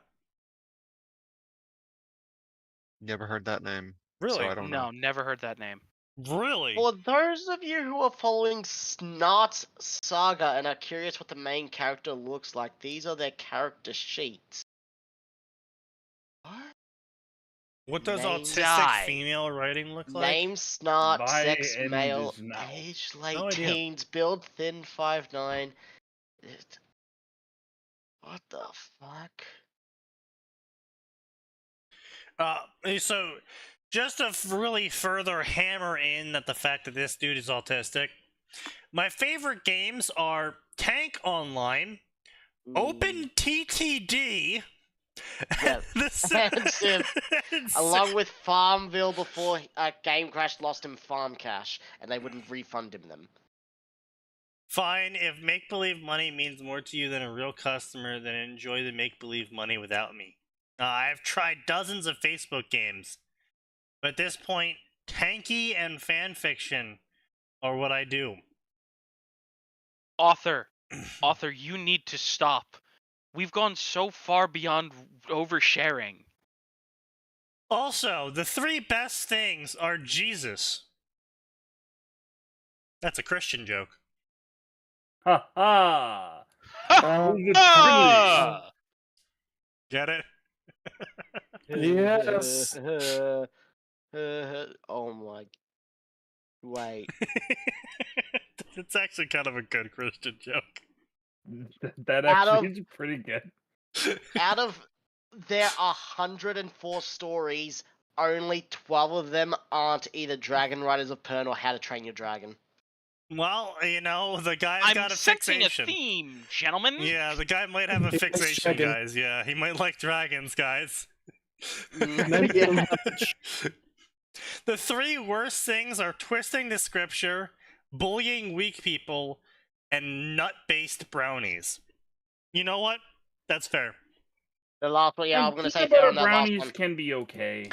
I don't like What? gay fix, lemons, bullies, vandals, or people that threaten to kill me. I mean, most mean, people... He's about to dislike Sneaky. Well, I never threatened to kill him yet. Yeah, yeah. Yeah. Sound text whose solution to the problem is turn the bass down. Okay, you know what? I actually do agree with that one. That one's pretty annoying. The bass is Yeah. not the fucking problem, you dumbass. The base might actually be the problem. The bass is never the real problem. I hate green vegetables. That is also very based take. And most of the ones Fuck that aren't green. vegetables. And most of the ones that aren't green. People who You know, think I'm their getting health to get a problems, very clear picture of this author, folks. people who Wait, think their how can health you dislike problems. liver? I no. It's To be nasty, fair, that's how- it is. Yeah, it is a little bit sketchy. Liver? You just turn it Yeah. into gravy. No, that is not how Yes. you make gravy. That is how you make a specific kind of gravy. Yeah. Yeah, and it's great. You might even say it's gravy? Yeah. Anyway, people who think their health problems are interesting things to talk about other people with. No, that's 100%, fair. I I don't like 100% bringing agree it with up, but yeah, I mean, I I'll bring it up 100% for agree with that. jokes and shit, but like, Yeah. I'm not gonna sit here and be like, oh yeah, my lungs, you know, man, my lungs. I'll bring up the fact that I have brain damage and no depth perception when it's got comedic value, which is Yeah. pretty frequently. But Exactly, right. But it's not like I'm gonna sit here and be like, here's all my health Wait. problems. This autistic guy might have shit taste, but I'm actually kind of agreeing with a lot of the shit he's writing here. Exactly right. I hate all politicians, Microsoft, IBM, televangelists, Westboro Baptist Church, snowflakes, professional protesters, and people who think they're entitled to stuff at other people's expense. Okay, actually, you know what? This author the might free be based, things. guys. Yeah, to free stuff at other people's expense. Yeah. To readers, I promise you these things. I will not start a story and leave it unfinished, which, I mean, so far, I mean, look, it might take him a fucking long time, but he has stuck by a story for 11 years with constant updates. So I'm going to take his word for, like, a lot of authors say, I won't abandon this story, guys. This fucking dude is still updating, so you know what? I'll take him at his word on this one. Wait, stories I won't read part. Is this just the autistic How to Train Your Dragon version of Som? We'll probably, yeah, we'll see with it. I will not subject you to bad language or sexual content. Any violence will be low key. Yeah, that's middling. You know, like I'm fine with higher tier violence. But yeah, I mean, like, oh, everyone's saying fucking shit all the time. It's like, yeah, it's like, It can get boring as fuck. yes, literally. I mean, man, if everyone's just fucking cursing all the fucking time, it's pretty fucking boring. Yeah, I know. Why do you think people don't want to come to Australia? Busy pop writing people.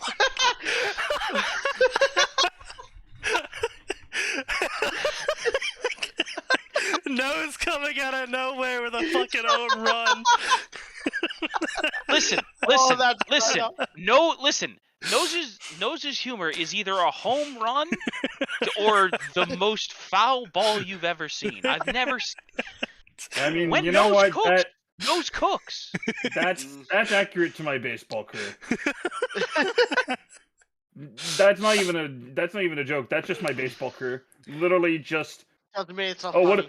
where's this fucking Nose kid? I don't know. Do we put him on as direct hitter? Yeah, sure. He'll either win us the game or lose us the game. Who the fucking cares? If you ask a reasonable question in a review or PM, I will try and find you an intelligent answer. Fair. I will not get upset if you catch me making mistakes. I will likely fix it. Fair. I will not threaten to withhold chapters if I don't get reviews. Feedback is nice, though. Fair. Fair. Yeah. Listen. Even if this man might have bad taste, I'm really jiving him. However, I ask of this you in return. Enjoy my stories. I had fun writing them. I hope you have fun reading them. If you like to write reviews, please do. If you are a guest reviewer, don't ask me questions. No one can send PMs to the guests, so that's fair. Yeah, please don't ask me to update my stories. I will try to update when I can, where I can. Fair.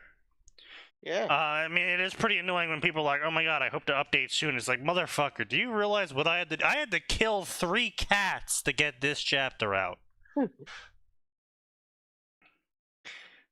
The cops are starting to ask questions. How to Train Your Dragon stories I want to read. Dragon point of view. I mean, okay, based. A good Hickstrid story. I mean, okay, pretty good Canon. couple. Yeah, pretty good Yeah, couple. So canon. good. Good couple. Stories Who that doesn't like them? expand on the relationship with Toothless. That's fine as well. Yeah. So Yeah. overall, pretty good choice. Stories I won't read. Anything that is abominable in terms of spelling and grammar. Reading Yep. shouldn't be painful. Fair. Yeah, true. Yeah. Real. Yeah. Anything where the summary says, I stink at summaries, just read my story. If you can't write a 2-sentence summary telling me what your story is, why the fuck do I care? Yeah, real. Yeah. True. Real Yeah. true. This post was fact checked by real American patriots. Indeed. True. Anything about mysterious girl or boy falling from the sky and or getting found. Self-insertion isn't necessarily a bad thing, but can you really get a more original way to make an entrance? I wrote the mysterious mystery girl to express my opinion on these stories. Based. Yeah. Anything where the summary sounds like it's a summary of 20 other stories. Yeah. Yes.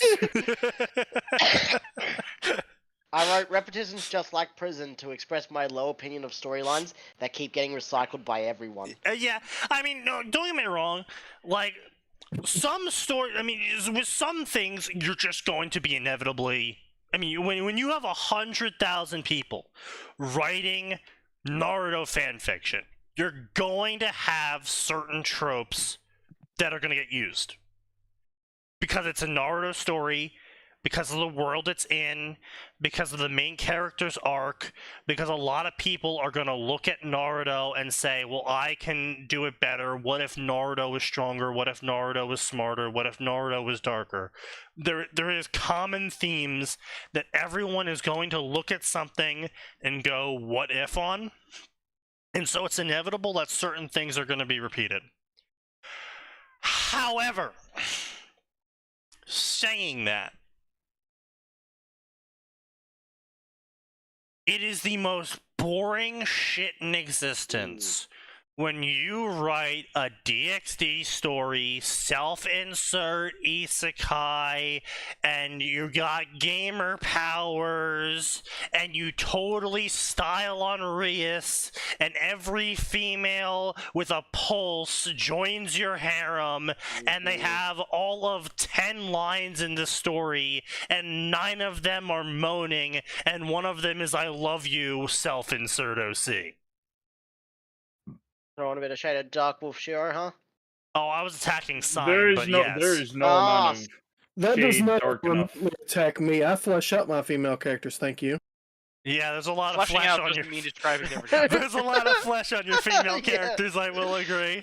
Yeah. Also, Sign, I'm sorry, I don't actually mean that, but it was the the cheap shot popped Yeah. into my head. I was like, no, So- we're gonna let the intrusive thoughts have this one. I'm gonna throw the brick Game on this one. respect game.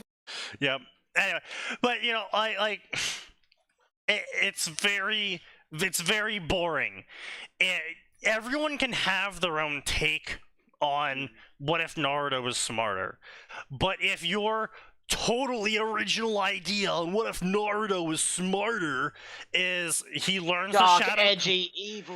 Yeah, and wants revenge. the villagers all rape him every night, and actually Hiruzen's evil, and he learns the shadow clone super early, and Kurama's a girl and wants to fuck him.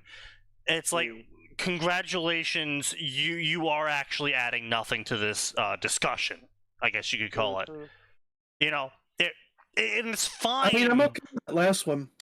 Yes, I know you're fine with that last one.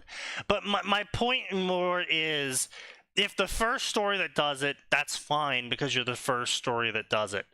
If 20 people copy him, that's still fine.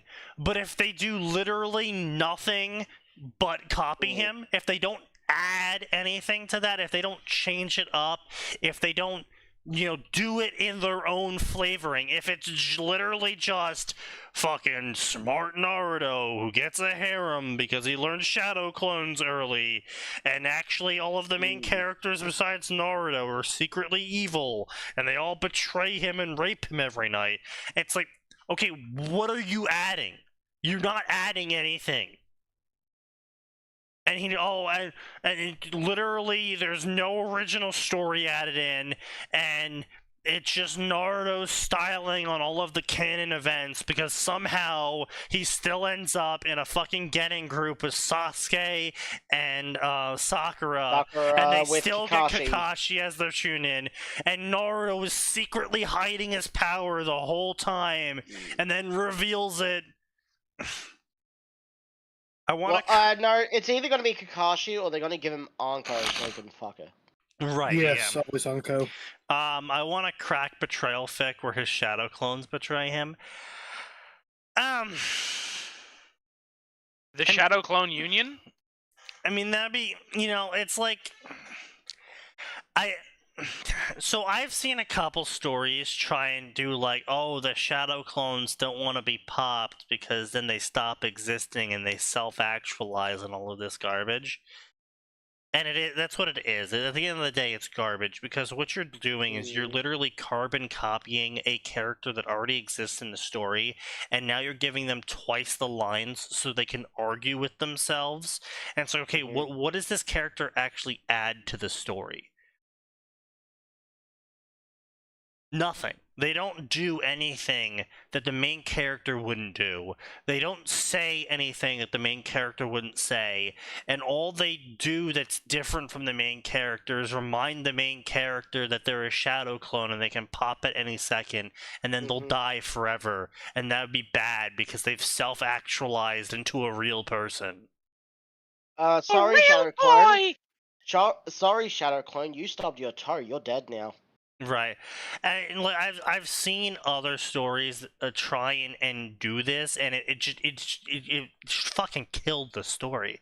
It just killed the ability for narrative to happen, because now like there's just this secondary main character just kind of floating around, and it's either they add absolutely nothing to the story, or they soak up the chapter fighting the main character on doing things because they want to be different.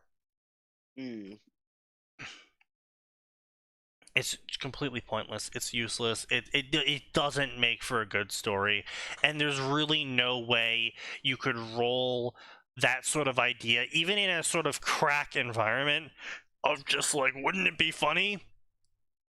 Not really, because okay, Naruto creates a shadow clone, and it betrays him. Okay. And then Naruto creates another shadow clone. Didn't that even happen in the Naruto as a gag where it betrayed him by eating his ramen? Yes. Yes, but that wasn't technically a betrayal.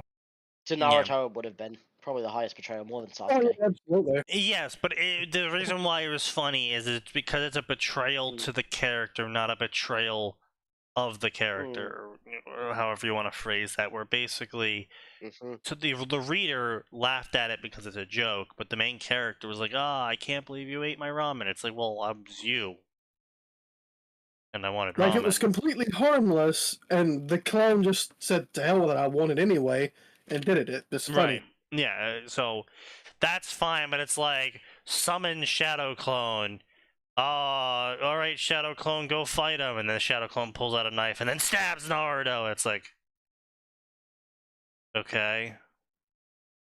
If your clones are you, if your clones try to kill you, you have problems. Yeah, I mean, like, oh, wow, ho, he's suicidal? Reincarnation Coliseum actually handled that pretty well. Dude can copy powers, right? He's fighting somebody who can make clones. Right. He starts copying her powers to make his own clone and switching out with them to trade places. It's like, she's asking him, well, how the hell, why is there no hesitation? Why are you throwing yourself right into every attack?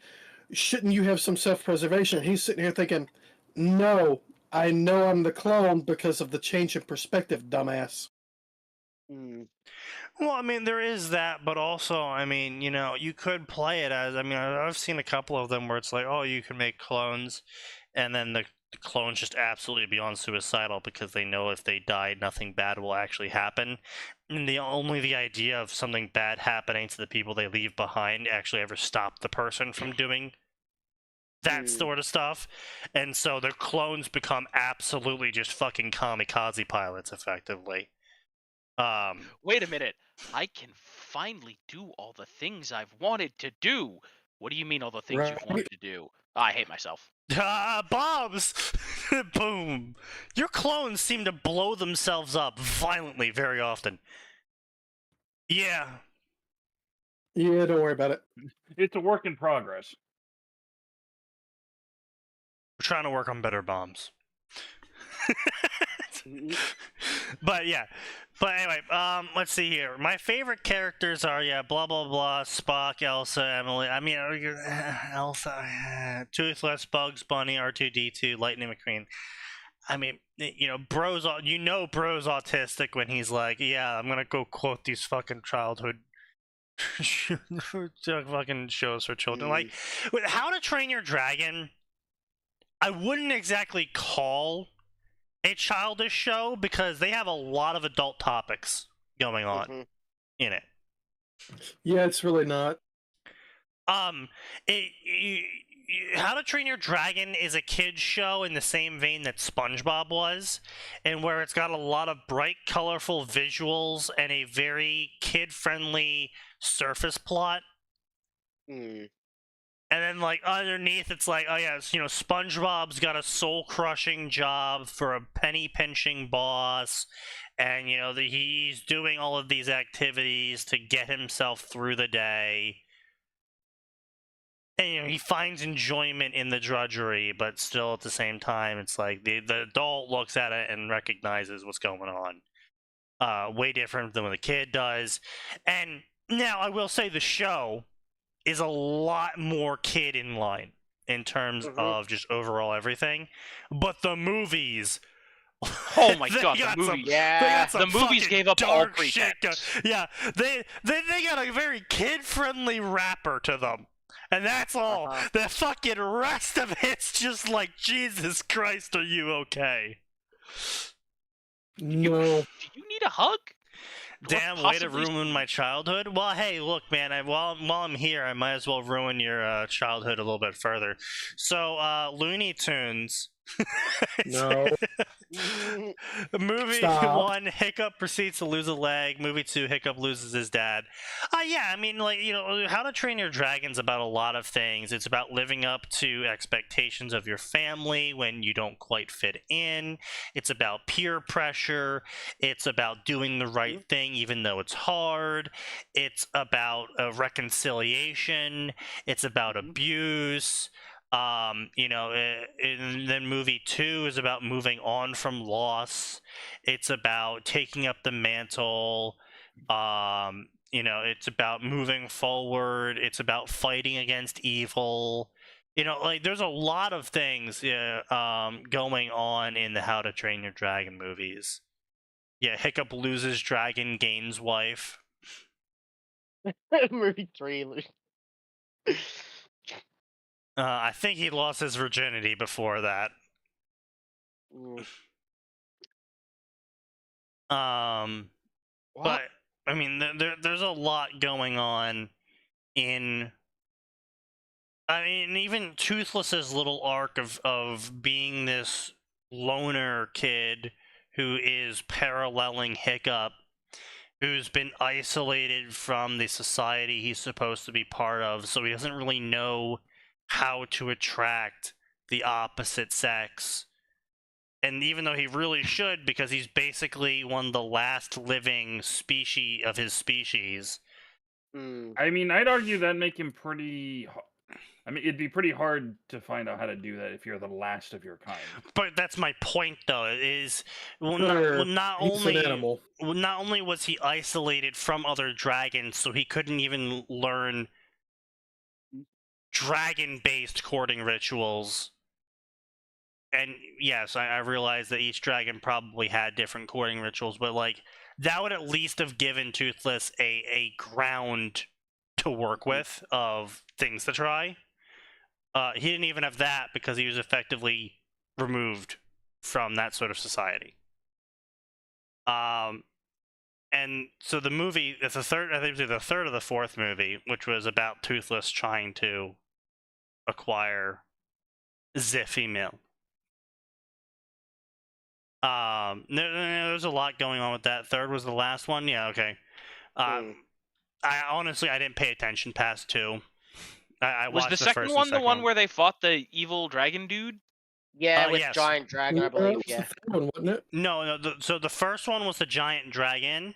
The second one was the guy who was going around reaving with dragons. Mm. And the third one was where they find the dragon sanctuary. I believe that was right. Or the third one was where they found the toothlesses. Mate, the Only white. Yeah, the white one. Yeah. The Light Fury. Mm. Both, if I recall. I mean, both of them probably had. Yeah, no, I think the second one was where he finds his mom, loses his dad, and fights the evil dragon guy. Yeah. And then the third one was where As they the guy found the who Light hunts- Fury, and they try to And get the them guy together. who hunts Night and Light Furies. Right. Yeah. Right. Well, But- as great as this is, I'm not really interested in How to Train Your Dragon, so I'm gonna get off. Alright, See yeah, yous. see you. Yeah, See what later. else we got here. Let's see. I had wishes. Blah blah blah. All right, that's fair. If I had 3 wishes, I wish I could fly. I wish I could talk as well as I write, and I wish there was no such thing as Alzheimer's. That's based. Cancer. 3 most. Well, no, like cancer is solvable to an extent. We can detect it quite easily. Most forms of it. We can treat it if we do detect it quite easily early on enough. But we don't have a true cure yet. But Alzheimer's, we can't really do anything for. If you get diagnosed with Alzheimer's, that's kind of it. Yeah, you're kind of fucked. No, that's game. I mean, we see a lot of preventive methods coming out these days of basically make sure to exercise your brain excessively as you get older. And you know, as young, obviously as well, because that helps. But especially when you're older, when you're older, it's a lot of like that for a lot of things. It's like when you're older, it's really important you go and take a walk every day because your joints need to be moving. Period. So it's the same thing for your brain. But I mean, if you get it, that's kind of it. So that's fair. The most interesting villains are Darth Vader. Okay, we're starting to get back into his like film opinions and book opinions, and those are not good opinions. Yeah, it's Darth Vader. There's a reason why a lot of people retire from their jobs and then die shortly after. Yeah, it's the stimulation drop off that they don't account for. Captain Hook. I mean,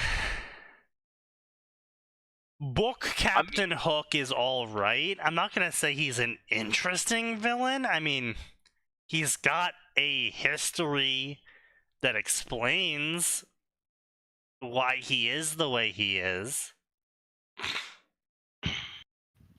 But I wouldn't really call him most interesting. Smog. Sir, literally just evil. He's not even chaotic evil or lawful evil. He's just evil. I mean, just being evil can be a good villain. Yeah, but he's just evil. Like that's it. It's like it's all he does is, oh, why did you do this? Haha, I thought it'd be funny to kill kids. Because I can. why did you come to the mountain and take all the money? Because I thought it'd be funny. I fucking love money. Yeah. I want to bathe in gold, so they had a lot of gold, so I killed them. And took their gold. Now it's my gold. Fair. It's like, I mean, don't get me wrong. Good villain, not most interesting. There's not a lot of motivation going on behind Smaug besides what's the most evil option I can pick. And then he does that. Now, I will agree with the last one. Sarah Kerrigan. Very interesting villain. Very interesting character arc. Oh yeah, no, Kerrigan is fascinating, especially because she gets a redemption and then unredeems herself because she's really fucking angry. Well, it's not just that, but it was quite literally a moment of like, is a hero, becomes a monster, love interest says, don't be monster, you can become a hero again. She's like, you're right. I found the shiny magic rock that will make you the hero. Right, but that's not really the point. The point is that he's like, you can be a hero again. She's like, you're right, I can be a hero again, and tries to be a hero again. Then love interest, of sorts she's aware, gets fucking got. And she's like, alright, I tried being a hero. My love interest is dead. I'm going back to being the monster, and you are all going to regret it. And I'm going to make it your problem. My love interest is dead, and that's about to be everyone else's problem. He was the person I was trying to be a hero for, so now it's going to become everyone else's problem. I would like to see an alternate reality where Kerrigan does not return to being Queen Bitch of the Universe. That's fair. That'd be, I don't know, I mean, the problem is the way they set up StarCraft and how Kerrigan had to become Queen Bitch again, they don't leave a lot of wiggle room. They quite literally said that Kerrigan had to become reinfested with true Zerg DNA, not slave Zerg DNA, or else the reality was doomed. Like, if she didn't follow the exact path she did in canon, then reality's doomed because they wouldn't have the power to fight Amon. That sounds fucking dumb. Yeah. It was dumb. So it's a moment of like, while I would like to see AUs, they quite literally pulled a worm and said, this is the only way victory can occur. This super precise path. And if any deviation occurs, it won't work. So, yeah, I don't know. It's like, I would really like to see... if you removed the whole Amon bullshit as like this looming threat in the StarCraft 2 storyline, I think you could get a good Sarah Kerrigan honestly, doesn't wake her up story. I think you can remove Amon.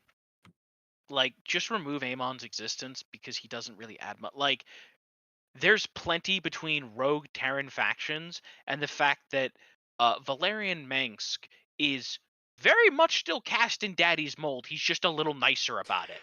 Yeah, no, that's true. And I think, honestly, if you regulate Amon to the same position Cthulhu has in Call of Cthulhu, I think you would make for a better story overall.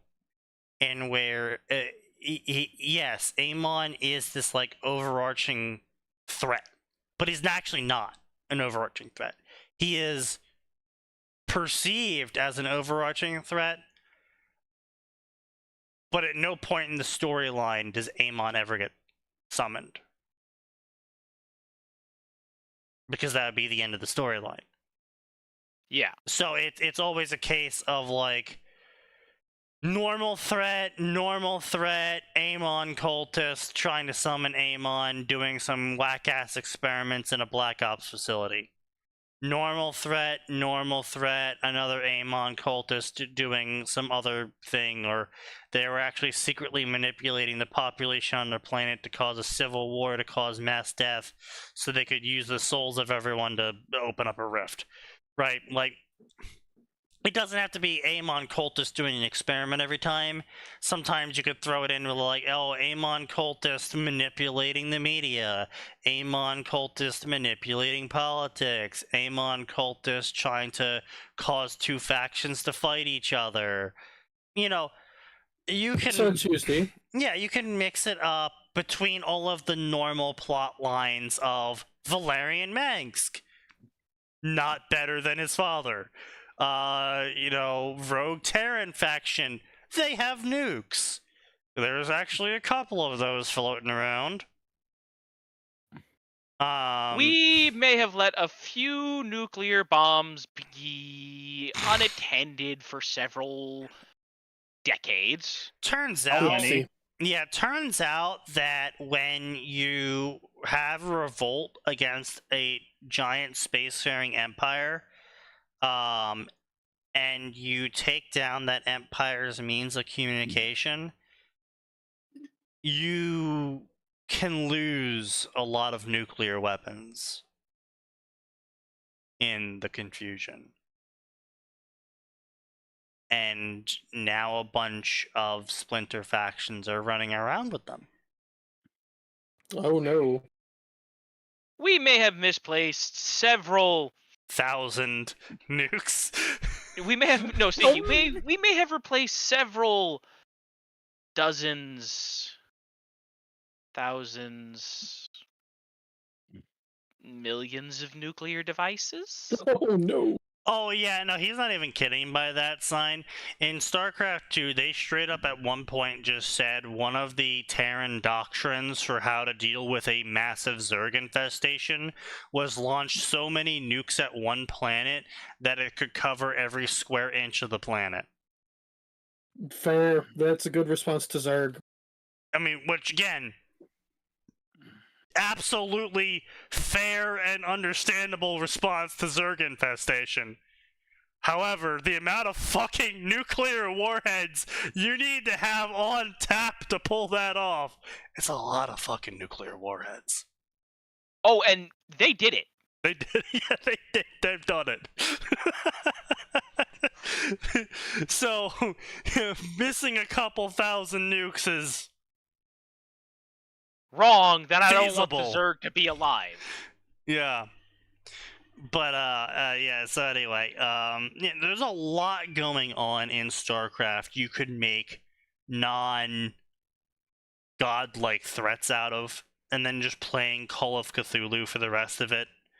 Where it's like, yeah, we gotta stop these cultists from summoning Amon, but it's like, they're trying to summon him. They're not like, Amon's not like punching his way through reality on the other side, and we gotta rush to make a god of our own to fight him. It's just like, it's this thing that happens occasionally that we have to go stomp out. Amon's around. He's kind of like your grumpy neighbor. So yeah, I mean, but Sarah Kerrigan's a very interesting character, and I think of all of the characters in StarCraft, possibly one of the most fleshed out. Well, yeah, her and Raynor, like. I mean, Raynor isn't really that, like, Raynor Here's is the thing, like a... Raynor is fleshed out. He's just not complicated. Yes, Raynor is Raynor is the player character who shows up with a one-page backstory. Sarah Kerrigan shows up with her own fucking book.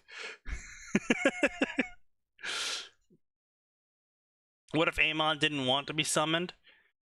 No, he definitely does. He definitely does. The whole backstory with Amon is that he was one of the creator gods who got sealed away by the other creator gods because he wanted to go fucking wild and do some wacky shit with reality, and the other creator gods were like, bro, you need to calm the fuck down. You cannot make the... No, you're not allowed to make the weird elf-human hybrid. I wanna! No! Fuck you, I'll kill them all. okay, someone's going in the timeout corner is a Oh no. functional version of what happened. Yeah, pretty much. Oh yeah, basically he wanted to add tentacles to the space elves. No. Yeah. I really wonder, and one of my guilty confessions is that I wonder whether the Songs of Solomon should be in the Bible. I mean, they shouldn't. It's mostly just Solomon being horny. Yeah. My ears can't tell the difference between a $500 guitar and a $5,000 guitar. I mean, pretty much no one can. Who's can? I mean, don't get me wrong.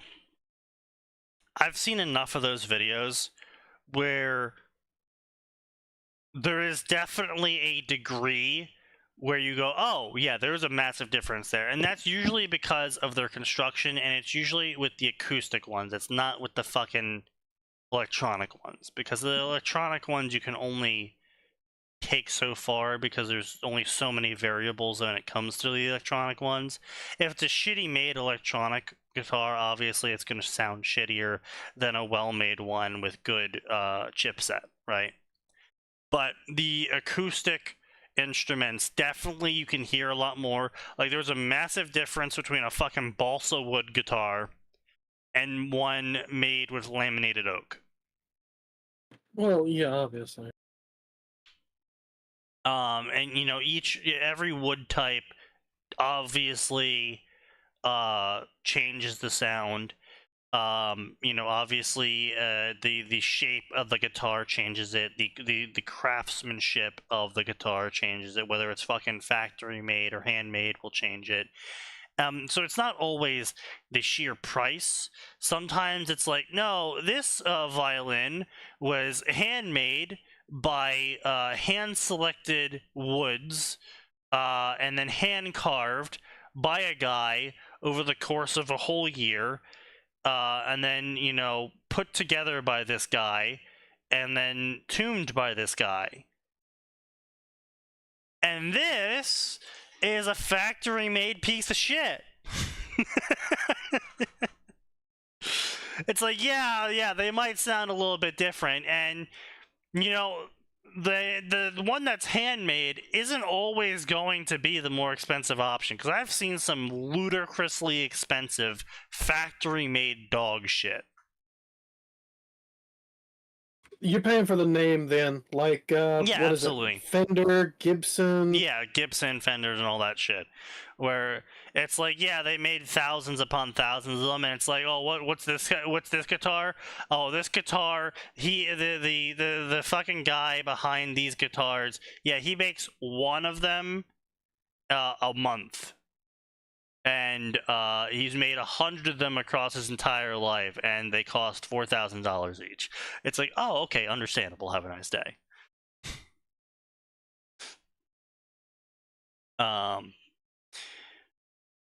So I mean, that's not really of a guilty confession. I have watched and it's one of Max's people. I have watched and enjoyed some awful cartoons, including Super President and Rocket Robin Hood. I've What are those? never heard of either of them. I like Maple Trees in the Fall, or Tropical Fish, or Sunsets. This is not your Tinder and profile. I realize how much God loves us. I mean, it is his Tinder profile now. May as well be. And then he's got some fucking, I don't know, some sort of character page here. Blah, blah, blah. My most popular story, Lightning and Death Itself. Okay, yeah, we came here from that one, so that makes sense. Most popular story adjusted for size, 250,000 views over 19 chapters. 12,000 views per chapter. Oh, that's pretty good.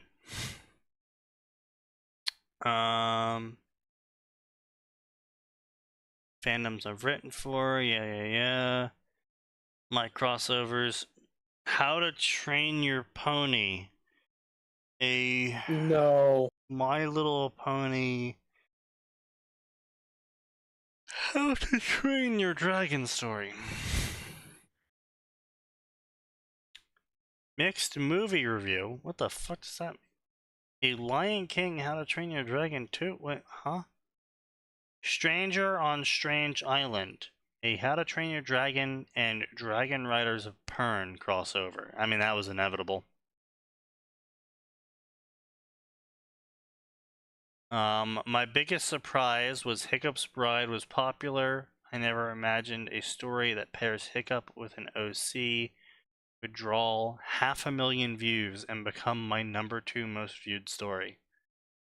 You know what? That's fair. That's fair. Why do I write fan fiction? I've written over 60 stories. Well, he's added 40 more since he wrote this one. Blah blah blah. I write a lot of stuff. Shameless self inserts because I wanted to vicariously write about it. Blah, classic Marty Stew story, extended daydream. See, that's the thing. Is like, I don't know if this is a me thing. I don't know if this is my age thing. So feel free to chime in, guys.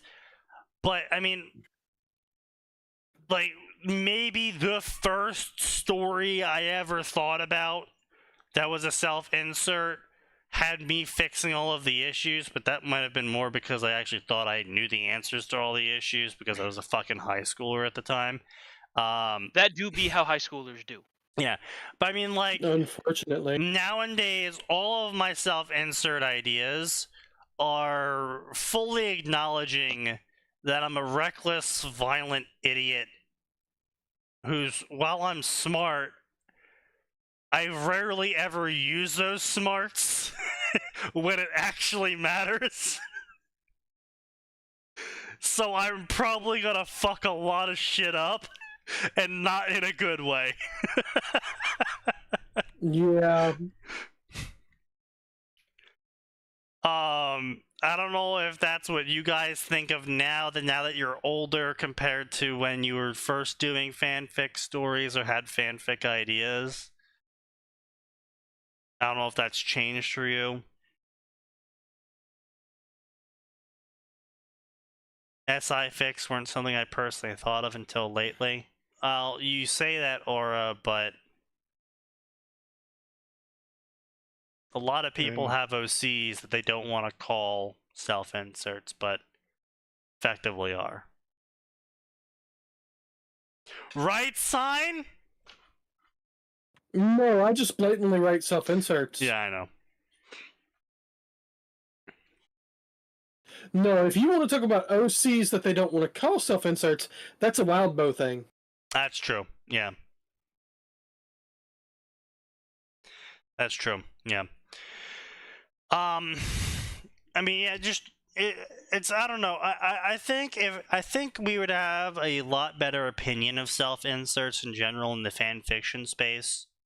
A lot of self-insert people I know do rape. Yeah. Yeah. Excuse me? Yeah, no, he's not wrong. I see a lot of stories where it's effectively rape going on, yeah. I can say that's one thing I've never actually done. Yeah. I mean, it's a little bit weird. I will be honest. Like I said before, Vizzy Pop, I was watching a video on them today, about how badly they fucked up writing Has Been Hotel, and how much it could have been, just from the scrambled mess that they made. But because they're such a dog shit writer, they managed to fuck it all up.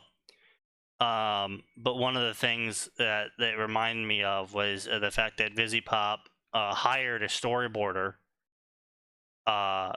who had previously made comics about fetishizing rape. And, the female author. Yeah, and then this storyboarder went on to make a sexual assault scene for the show.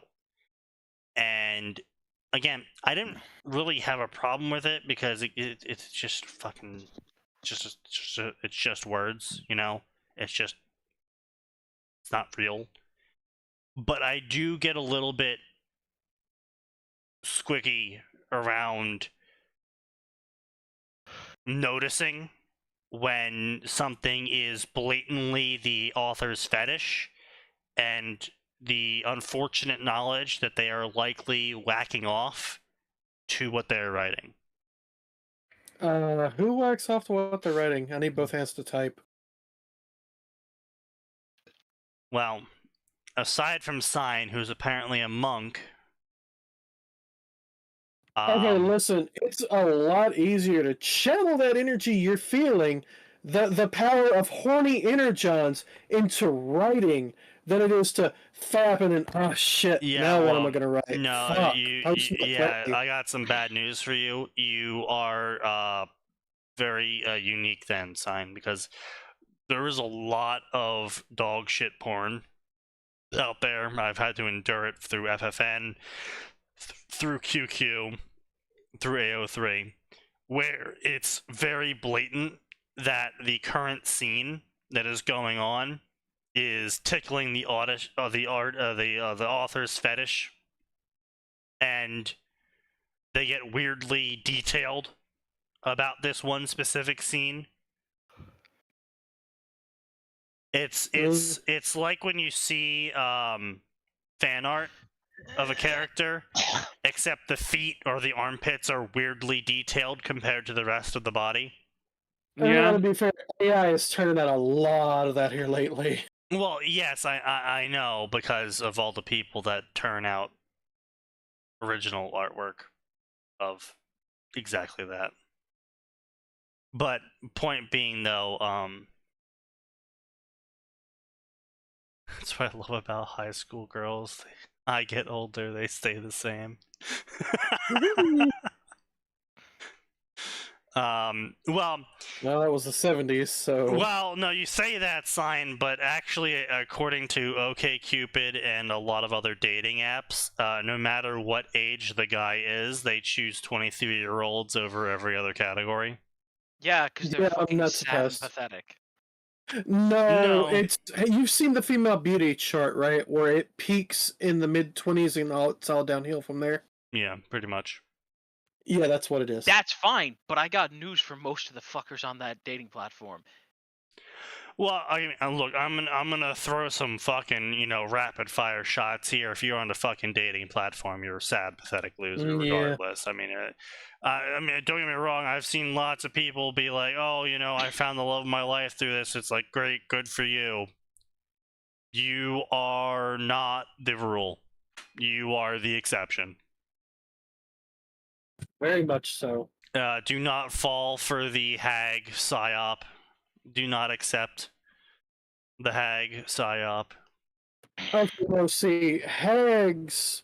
Anime hags are fun. Real life hags are awful. Speaking from personal experience. I'm sure you are. And that is considering any woman over 35 a hag. Actually, closer to 30. But anyway, point being is I'm okay with shameless self-inserts. I just would want authors to be a little bit more honest about their self-inserts. And I am starting to see a little bit more of that, and I think that's because the general fan fiction writer is getting a little bit older and is getting a little bit more grounded in reality. Don't lie. I'm not wrong. Look, the bar is really low, okay? The bar for that's really low. I'm just gonna go ahead and say, Sneaky, I have one thing that I just have to say. Now that we're technically well past the time the show should be ending. Sure. When the fuck did Oracle get a Pope hat? And why do I have it?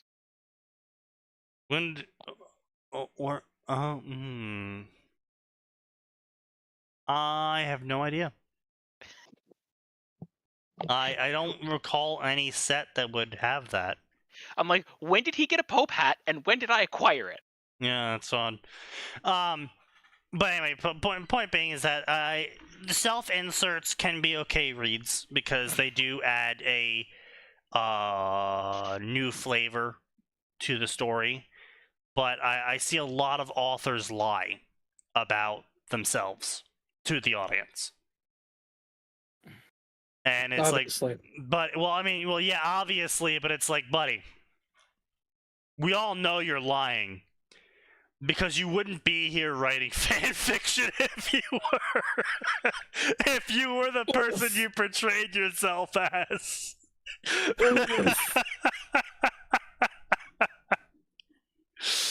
So don't fucking lie. And then the other side of the horseshoe is the authors that go so far beyond not lying that they go full hyper truth, where they're like, I'm a self-insert in a story. I am now going to indulge in the most depraved, sick fantasies I have ever had.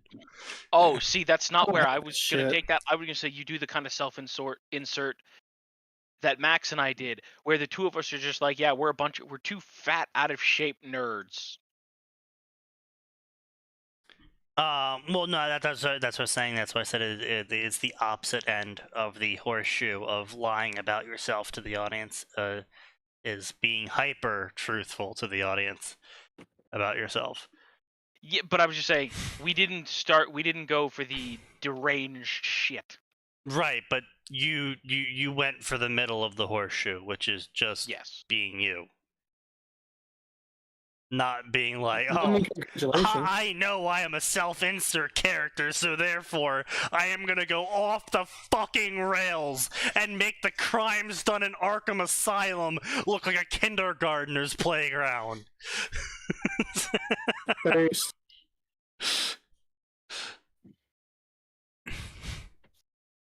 I'm sorry, author. The Ruby cast isn't old enough for you. Oof. Yeah, I was gonna say. I mean, it's one of those things like. I mean, they are. They're all 18, well, except for Ruby. Well, no, most of them, yes. Now, just to be clear, author, we don't mean that they're not old enough. We just mean that you're too fucking old and definitely not getting any of it. Yeah. Yeah. I mean, you know, it's hard to do a self-insert right because you have to be like... Don't. The way to do it right is to don't do it. Well, I mean, yeah. Yeah, pretty much usually. It's just, you know, you have to be the sort of person who actually would do something. You know? And most people that write self-insert fics aren't the sort of person that does something. You know? Oof. They're the sort of person that even if they were given a second chance at life, the knowledge that reincarnation exists, possibly even a new body, possibly even magic, and they were placed in a world where they had foreknowledge of the events that would take place in, they would sit on their ass, barely progress their power set, and say things like, I have to preserve the timeline so I can use my meta-knowledge properly. Shit. I mean, the meta-knowledge isn't going to actually do you anything if you don't do the correct thing. I have to let these people die so I know where Cinder will be in 9 months. Or else my meta-knowledge will be useless. I know There violates your meta-knowledge. I know I intercepted Emerald and made her my minion instead, but I have to let the bad things still happen because then I won't know where Cinder is in 12 months. Even though I've drastically changed the story by removing one of her key supports. One of the more powerful supports because it also caused a huge problem. Yes. Yeah.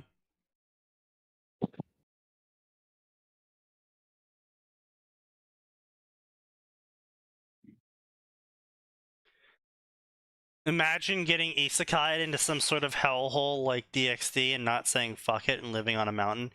Real. Big. Yeah. True. I mean, honestly speaking, like, here's the thing, right? DxD, this is actually an idea I did want to try and write, and honestly, I kind of wanted to get an AI to write it for me and just edit it. Because, like, fuck, am I ever going to be able to complete that sort of story unless someone writes it for me and I just sit there and fix it? I literally wanted to do a human story, a human-centric story in DxD, because there is literally in DxD the power of fighting spirit that literally humans can access. And you know what it does? Makes you badass. Gurren Lagann level shit. That's what it does. If you have the fighting spirit and the will, and you train anime style of punching boulders and lifting mountains and cutting waterfalls, you literally can pull that shit off even as a human. Just because you just trained really hard. You And- trained really hard, you can now punch boulders. Yeah, quite literally. And so literally all you would need to do is not get involved with the fucking plot, not fight a 10-winged angel and his army of war-thirsty angels that follow him. Just fuck off into a mountain, literally become a sage, and just train your dick off. What if you had the wonder Yeah, of but you? that's boring. Nobody wants to read about that. Yeah, sure. I mean, it doesn't mean you can't have other adventures. Just don't get involved in the main plot immediately and follow the canon rails. But then, how will people know how awesome I am? Yeah, true, real.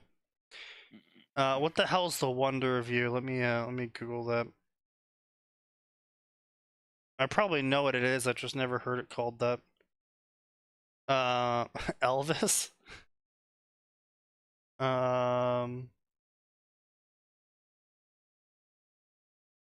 Is this supposed to be some sort of trope based off of this?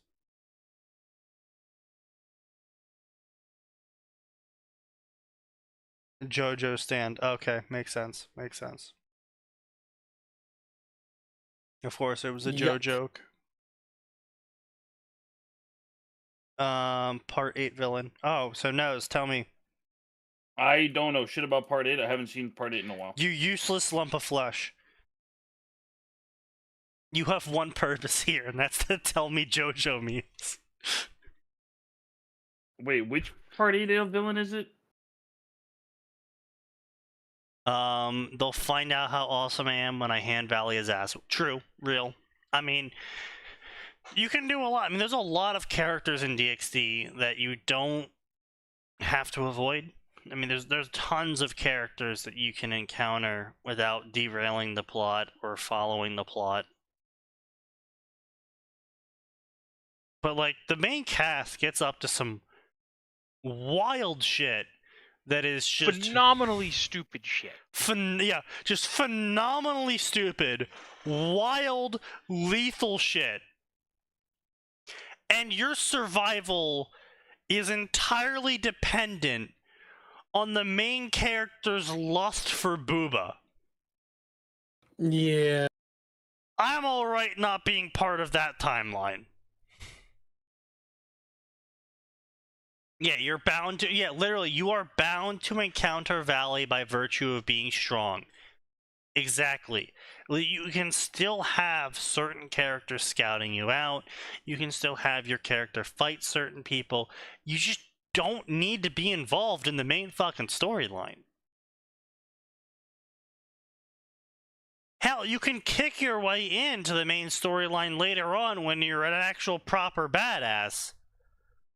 But unless you are, like, you know, you start 10 years beforehand and then you get involved in the main storyline now that you're a certified badass because you did some sort of, like, main character training routine that managed to make your 27-year-old ass equal in power to an angel of 4,000 years old. That's a good look. Hey, you know, the main character did it, but he thought about boobs a lot, so hey. See, he didn't think about boob a lot. he obsess about boobs. True. Real. Unfortunate. Okay, also, he was kind of literally blessed by the extra-dimensional goddess of titties. Wait, is that That's real? not a joke. What? By the way. Yes. No way. There's no way that's real. No, back me up. Sounds like you know Do I what want to back you up? I don't know. Post sauce immediately. No, Aura, you can't betray me like this.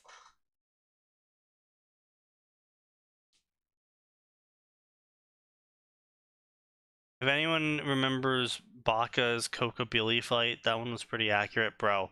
I've never read a single Baka story. He writes the most Literally. boring shit in existence.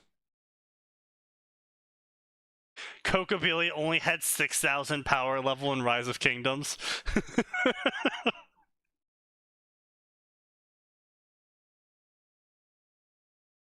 Yo, is that some EXE shit? Am I gonna click this and get mad? Probably.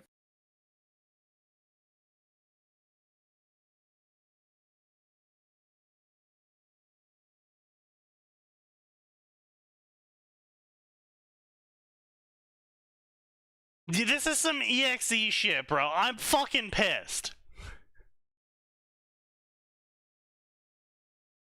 In that story, Coca-Billy blot out the sky with light spears. True. Real. Based.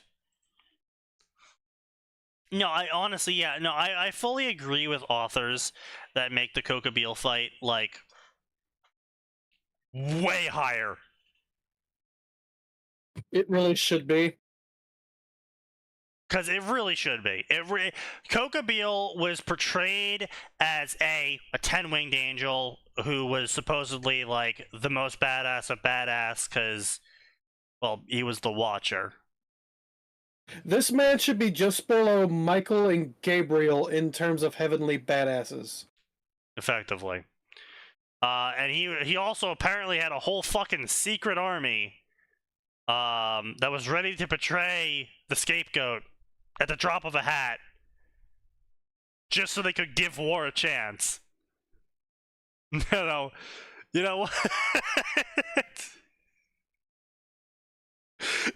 what? You know what? Sign, you're writing a DxD story. You know what you need to do?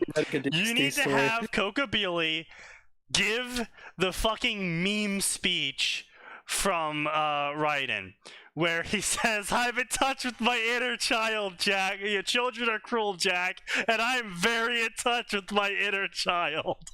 Jesus. just give war a chance. You have to make him do that speech. God. I might have Demon to show Amongst up Devils, in, that's the Fate Stay Night. Shiro is Seraphil's Queen. Actually, Queen. yeah, that was great. That was a pretty good one, yeah. Now I gotta say, hearing this about the power of fighting spirit, Domon Kashu would be the most overpowered individual to place in that universe. Yeah. Yes. Yeah, no, I mean, it's just, the Persona one. I didn't read the Persona one. I don't know anything about Persona. I don't really like Persona. I tried to play Persona and it fucking crashed on me, so Persona Which doesn't like Persona? me.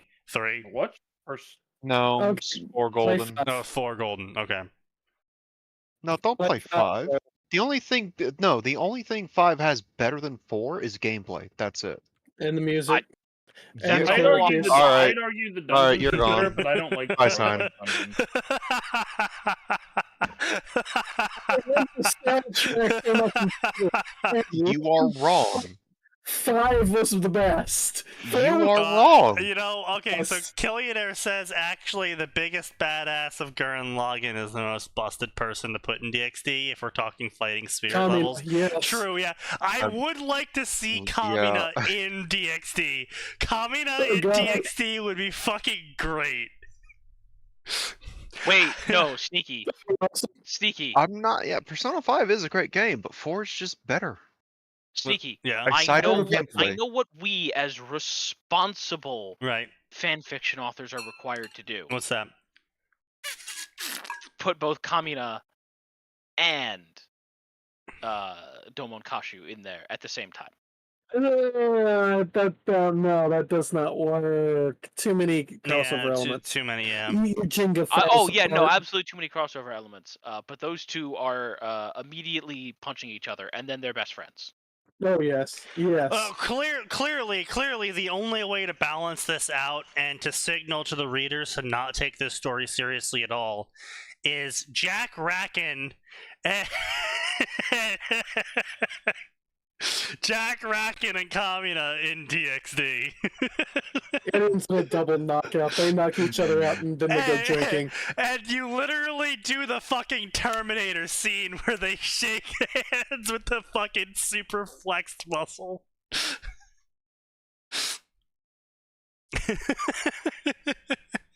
Yeah, Jack motherfucking Racken. Which, to be fair, pretty high on the fighting spirit willpower tree. Literally willed himself into reality after being told he didn't exist by God. Wait, what's he from again? Jack Racken is from Negima. Oh, Predator, right. my bad. Yeah. Predator, yeah, my bad. I haven't read Negima in a while. And it's not just that he willed himself back into reality after, like, dying or something. God quite literally said, "You are an illusion, disappear," and he popped out of existence because he never actually existed in the first place. And then he willed himself back into reality to punch God. Based. That's the weirdest version of snap back to reality I've ever fucking heard. Oh, punch Negi, my bad, yeah. Yeah, but he wills himself back into reality, and God's just like, how? You are an illusion? How did you? Huh?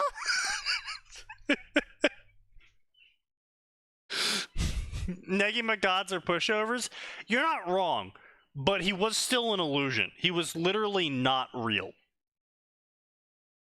He was an illusion that gained enough willpower to will itself real. Jack Racken is fucking fantastic.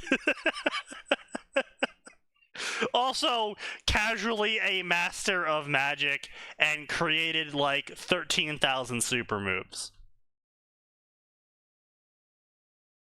And a majority of you fighting Jack Racken isn't you fighting Jack Racken, it's Jack Racken delaying you so he can figure out what super move he wants to beat you with.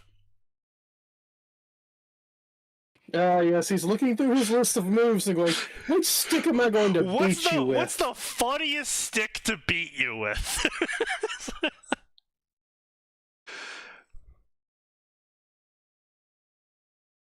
Yeah, recreated a complicated sword style just from watching it being used, yeah. Jack Racken was great because he's just so extra that no matter what he pulled out of his ass, everyone was just like, oh yeah, well, you know, it's Jack Racken, you know, obviously. Jack Racken removed the sun from existence because it was ruining the lighting of his fight scene. Yeah. Makes sense. Yeah, it's Jack Racken. Jack Racken and Chuck Norris got into a fist fight. The universe ended.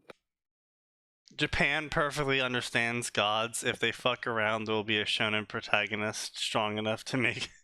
they find out what the Greeks were missing. Yeah, it's not gods. It's usually god capitalized. And, you know, Japanese gods are usually kami, which doesn't really translate to god, but more spirit, with a emphasis on like the spirit part of spirit to differentiate it from normal spirits. It's like, this is the kami of this river, which basically translate to God of this river, but it's not so much God as it is like nature dryad of the river.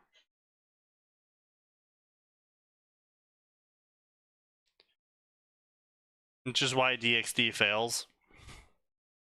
Why does go on, cook. I'll let you cook. God by virtue cannot die.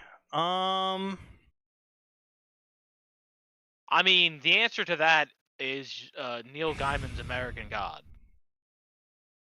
No, that's not God. That's It's God's. different animal. I mean, No, because the nature of God is that God cannot die. But God can be forgotten. I mean, it's well, it comes down to the question, And that's how you kill a god. Well, the thing is, it comes down to the question. It's a deep theological question of, if God is all powerful, then can God create a weapon that can kill God?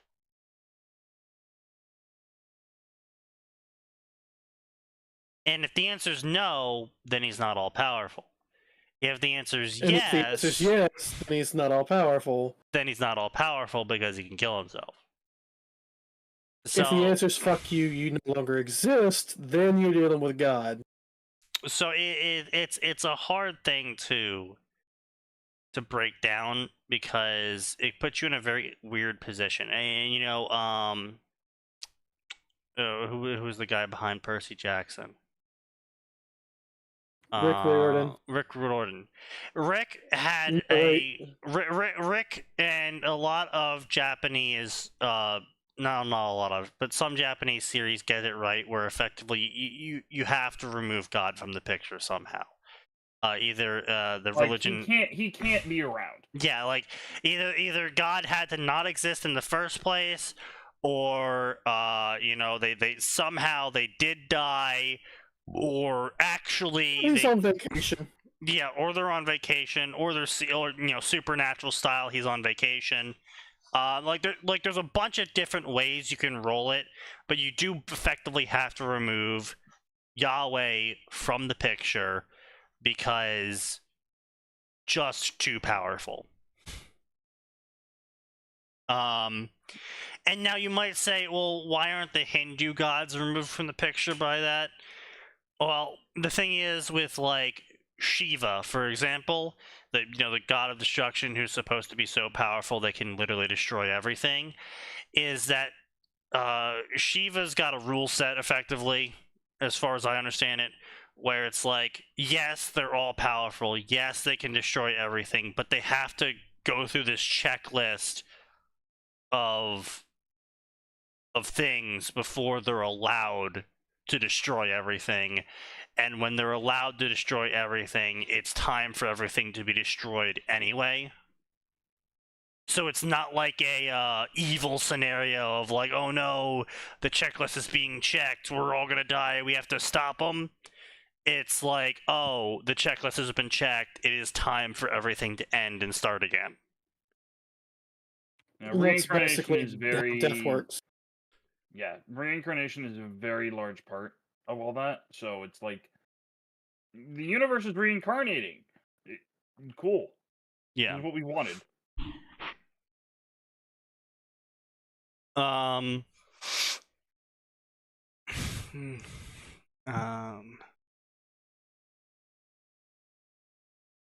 If God's all powerful, he can't make a rock he cannot lift.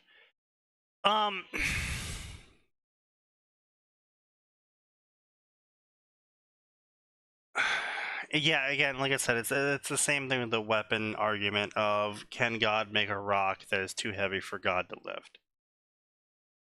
Technically speaking, he could, by literally making the rule set for the rock being, I cannot lift this.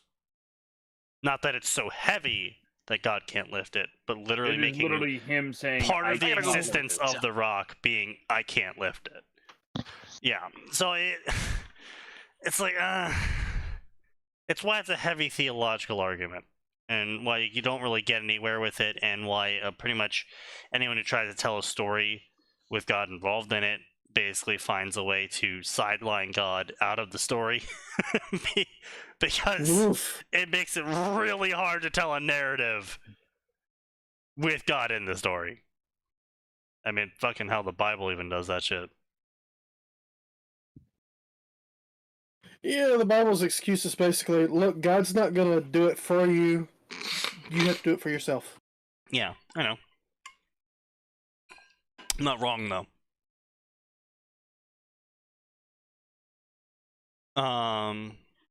God is unable to perform evil acts? Not true. That happens all the time. No. I would say on the level you could say God is unable to perform evil acts, but on the same level you would also have to say God is unable to perform good acts, because God would have to be true neutral on the alignment chart if we're talking about that sort of thing. Because, I mean, again, when you are making the rules for reality, what you do is always going to be in alignment to the rules of reality because you are the one doing it.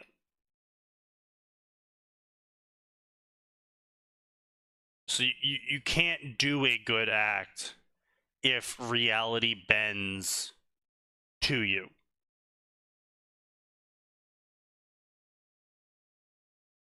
You also can't do an evil act if reality bends to you.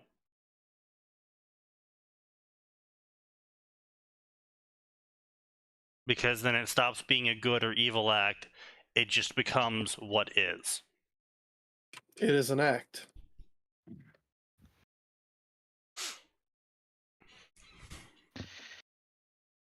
I feel like I came back to philosophical bullshit. A lot of philosophical bullshit. Anyway, You so did. back to this philosophical bullshit of an author page, which Jesus Christ is still going. So anyway, I wrote for self-inserts, then I started reading and writing a lot of what-ifs. Then I moved on to fix-it stories. Truly, this guy is going through the full gauntlet. Then I started reading shipping stories. Then I started reading sequel stories. Then I started doing challenge stories. Then I started doing inspired by stories. And then I started just writing out of sheer passion.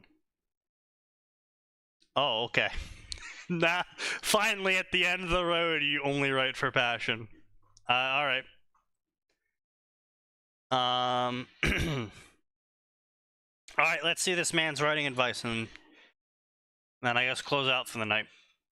Let's see, so his writing advice. Over the years, several reviewers have asked me for advice on how to write better stories. My advice goes like this.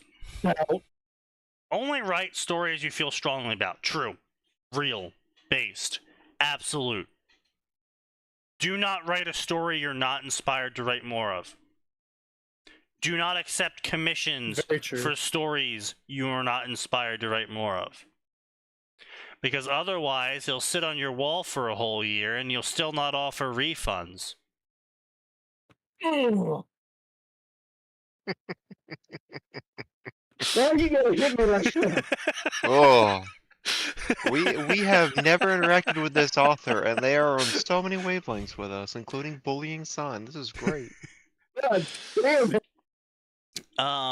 Don't write something just because you think the fan base will read it. Yeah, very true, very true. I mean, on a certain level, do write it because you think the fan base will read it, but don't make that your reason for writing it. Like, for example, the reason why Cruel and I wrote the Naruto Ruby story is because we knew the fan base wanted to read Naruto Ruby stories, and we were passionate about the Naruto Ruby story insofar as to make, like, was it 120k words about it or something? We were passionate enough to write a significant chunk of it because we were wanting to do it right, in our view. And also make fun of everyone who did it wrong. Which admittedly was a little bit more more the reason than probably should have been. But the reason why we went passion is what brought us to the idea, but the fact that we knew people would react well to it is what made us go forward with it, I guess is basically what I'm trying to say. You can come up with a an idea you're very passionate about, say, what if, theoretically, How to Train Your Dragon modern no dragon AU. Ugh. You can be as passionate as you want about that, but I highly recommend you don't write it because it's going to be a waste of your time. Because the people who are actually interested in How to Train Your Dragon stories won't read it and won't like it. And you'll get a very small subsect of people who aren't interested in actually reading How to Train Your Dragon stories and won't offer you good advice in terms of writing and in terms of what you're doing correctly, because they're not there for How to Train Your Dragon, so they're not going to give you good character advice. They're not going to give you good plot advice. They're not going to give you good genre advice. They're going to give you good advice if you want to write generic romance drama schlop that has absolutely nothing creative about it. Which, if that's what your goal was, go on fucking Wattpad. Oh god. He's pulling out the ancient memes of Wattpad. Oof. So, and then, and the author does bring up a point here. I strongly recommend against writing stories when a subject is trendy. True.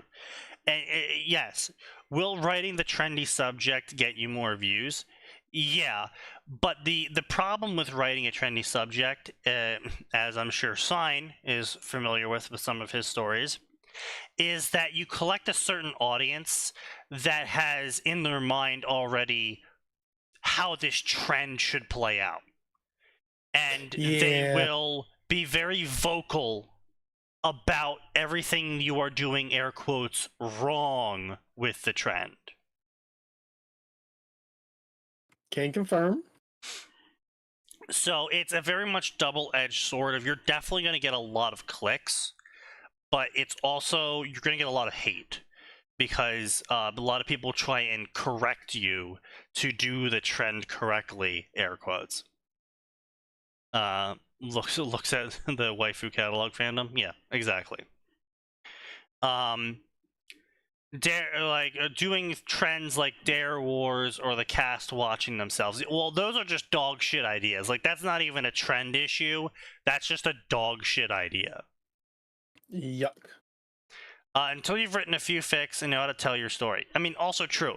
I have seen some authors who are pretty solid in their own original, I say original, but, original fanfics, in where, the fanfic is, in of itself, a solid story with a solid character grasp and a solid plot grasp, and then they go on to write, a parody, the characters view themselves sort of story.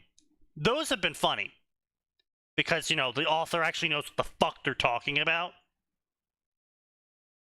But a lot of the authors who do the character watches themselves stories do someone else's story, watches someone else's story, and I'm gonna write both versions badly, and you're just dog shit all the way through.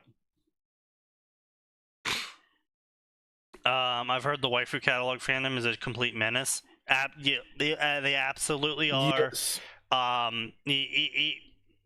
You have sections of the waifu catalog people who believe up to a certain air quotes update is canon. Like they individually decide. I mean, a majority are going with whatever the most recent post was as canon, but a fair number of them are also like, no, everything up until update this was canon, and everything past that's wrong. And I'm gonna rage at any author that does anything past this update. And so no matter which version of waifu catalog you use, you're gonna have waifu catalog fanatics complaining that you're using the wrong version.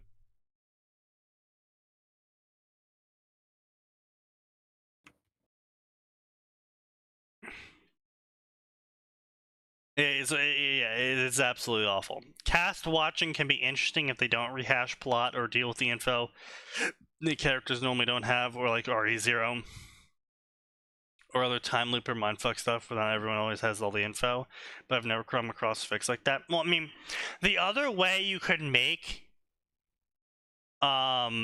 these sort of cast watches blank stories interesting is if you actually had them be like, oh, the cast of pre How to Train Your Dragons 1 movie watches the How to Train Your Dragons 1, 2, and 3 series, and then they and you compress it. Like, you know, you don't actually go over every single fucking bit like a goddamn YouTuber doing a react series to someone else's video where they pause every other fucking frame to talk about some little quip or response to some you know, fucking one piece of dialogue someone said. You just like compress all 3 movies down, and then you know 6 or so chapters later, now these characters are exiting watching their movie going like, okay, this is what we're gonna fucking do. You know, they hatch a plan, they roll out. Then it could be interesting, but again, it's sort of like sandcastle building. 99% of people are gonna be dog shit at building a sandcastle, but you are going to have that 1% of people that are gonna be like, hold my beer, watch this. And they've built like a whole fucking like, you know, 3D model of the Disney castle that's, you know, scale accurate. You occasionally get the good idea, but most people that go out to build a sandcastle on the beach don't know how to build a sandcastle on the beach and aren't going to be making a scale model of the Disney castle. No. So, it's the same thing for cast watches. Most authors that go for a cast watches story are going to be dog shit and not know how to write. So, the chances of you getting anything good out of it are even lower than a normal fanfic, which is already a low bar. Anyway. Until you've written blah, blah, blah. Blah, blah, blah, blah, blah. I put my own spin on it. Yeah, blah, blah, blah. Why do I write fan fiction? That's my... Make sure your story flows. Very important, yeah. I mean, you know, obviously I say, but you would be surprised how many people have no idea what the fuck flow means. This means go easily from word to word, sentence to sentence, and paragraph to paragraph. Absolutely. My chosen method for this is to read it out loud. Yeah, everyone gives me fucking weird looks when I say that sort of shit as advice, but I'm fucking right. If you struggle with spelling and grammar, get a beta reader. Well, I mean, just get better. I mean, that's what it really is at the end of the day. Just get better. If you struggle with spelling and grammar, get better. Yes, getting a beta reader to help you catch errors is great, but it shouldn't be how you catch errors. You should be fixing those problems before it gets to the beta reader in general, and the beta reader is going to be there to get the stuff that slipped through the net, right? You know, you use programs like Grammarly, but when you use programs like Grammarly, you do need to know grammar in the first place, so you can tell when Grammarly is giving you a correct suggestion on how to fix something. You know, it's critical. It's very important. If your writing is dog shit, you have to have a really good story to balance it out. Like, it has to be a compelling as fuck story for your dog shit grammar and spelling to be balanced out. Like, we're talking like 9 out of 10 level of shit. Go gadget, somnolent slumber. Yeah.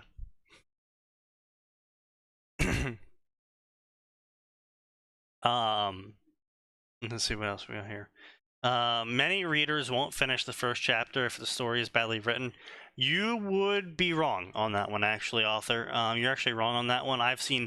We've seen plenty of dog shit grammar stories. We've seen stories with grammar so bad they put one period in the course of a 5,000 word chapter. And we would see hundreds of favorites and follows. So while, yes, many readers might not, but an unfortunately large number of readers will keep reading absolute dog shit and tell you it's great. No matter how amazing the story concept might be, learn from your beta readers' suggestions. Okay, yeah, so yeah, he's saying it here is don't just rely on them to fix everything. Actually fucking learn. Yeah, okay. Keep editing your work over and over again until it's just right. Don't tell yourself lies like it's only fan fiction, it's not worth effort.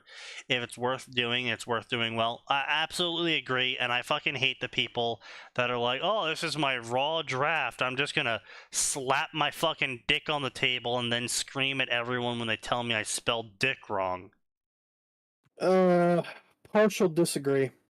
You have to learn when to decide good enough is good enough. If you keep going back over it and over it and over it, you're gonna get stuck there. Well, I mean, I think the key difference there is he said getting it right, not getting it perfect. And I think that's the key difference there is also learning what right is. I think is another key part of that equation. Is you're never gonna get the chapter perfect. There's always going to be something. You're going to post a chapter and you're going to look at it, 3 weeks later and go, oh my fucking god, I could have done it better. Or, oh shit, I double typed that word and nobody has noticed, but now it is glaringly obvious. Yeah. I love how the rare occasion you find a based author. Yeah, true. I mean, sometimes, we gotta spice up these podcasts. Sometimes we find the good one. But like, a good example is the chapter of Undying Scarab. I am going to get it out. It is going to be published. I swear it's going to happen. But there's a section of that chapter that I rewrote in the double digits. In the double digits. I excessively rewrote that section because, unfortunately, it was a very touchy section. It was a very it was a section that if I got wrong would ruin the story. Oh yeah, there are times that's absolutely required. And so it was unfortunately one of those sections where I had to keep rewriting it until I felt okay enough reading it and going, yeah, I can put this out. It's not perfect. There's definitely spots that can definitely be better. I just don't know how to make them better. And that's the sort of level I want to get to with anything I put out. Is, can it be better? Yes. Do I know how to get there? No. All right, post it. And then, I'll inevitably learn. I mean, again, it is fan fiction though, so it's not like I'm killing myself by posting a chapter that isn't fantastically done. Post the chapter, inevitably one reader is gonna say something. They might even be wrong as fuck, right? They might be the wrongest reviewer, commenter you've ever had in your thread ever, but they'll say something that makes you go, oh my god, I could have done it this way. Yeah, I had that happen. Faith in humanity sustained, maybe, Killionaire? But yeah, you have to learn when right is right. Don't aim for perfection, aim for good enough. But do rewrite sections if it sounds or looks stupid. Because holy shit, there has been times where I've been jiving to a fanfiction story, and then I'll just hit a section where I just go, all right, well, that's enough of that story, and close. I mean, I've done that with published works where I was like, wow, I'm kind of enjoying this published work. And then I hit a chapter or a book, and I'm like, wow, never buying any of this shit again. Yeah, it's just like, damn, that's crazy. So anyway, enough of that one. Anyway. Yeah, so practice a lot. Yeah, that's obvious. Let's see what else we got here as a final. If you're unsure if your stuff is good, ask a friend to read it. They'll be level with you. No, they won't. No. Well, so the problem is you have to find a friend that actually wants to read the stuff you've written, which means they have to know what you're writing. And you don't always share every interest with your friend. On top of that, sometimes the content you're writing is the sort of stuff you don't want your friends to know you've been writing. Mm-hmm. So maybe don't ask them. Let's not do that. Yeah. Also, on top of that, don't get me wrong. There's a lot of well-meaning people out there who will give it to you kindly. If what you've handed them was a plate of dog shit, and they know you're really passionate about it, they'll say, "Oh well, it's pretty good. I'm sure you can improve, though. I thought it was interesting."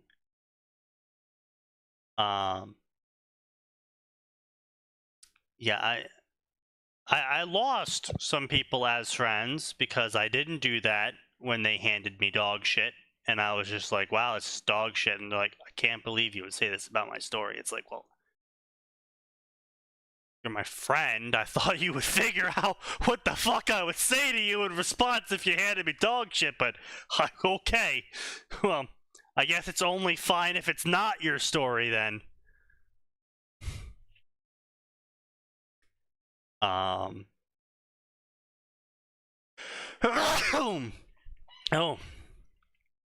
the modern King Arthur reincarnation novel? What?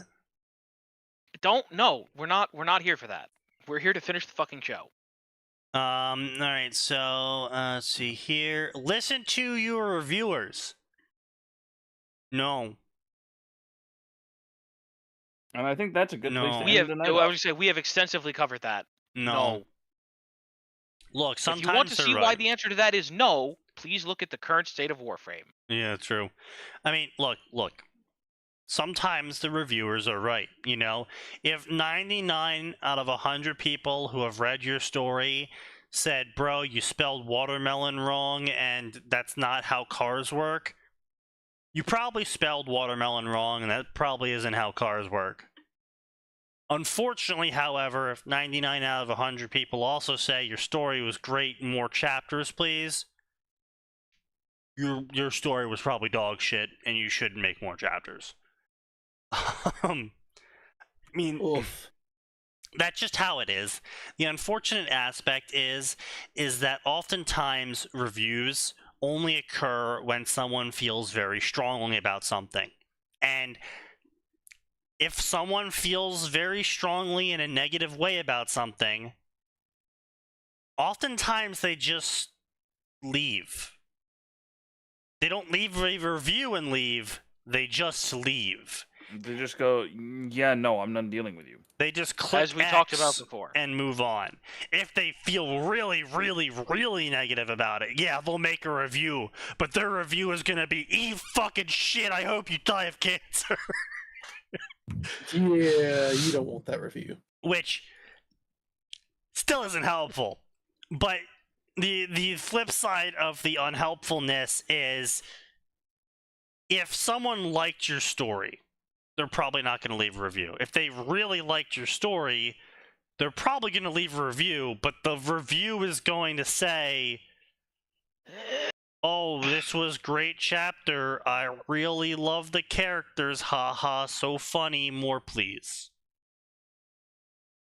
And unfortunately, because obviously the negative people are going to be just leaving instead of reading, that means a majority of the readers are going to turn into reviewers, which means you're going to get a lot of positive reviews saying very good, more please, and not a lot of negative reviews telling you to kill yourself. Which I'm not saying is good, I'm just saying it's a bias you have to understand and look out for. Because what you're writing is probably dog shit. And that's not an attack on anyone specifically. It's just the fact of the matter. You're not an official, you're not a professional author. You're not some fucking mega mind. You're not, the next Stephen King or whatever. You're probably going to make a lot of mistakes, and the people reading your story are usually not going to be educated enough to point those out to you. They're just going to want more.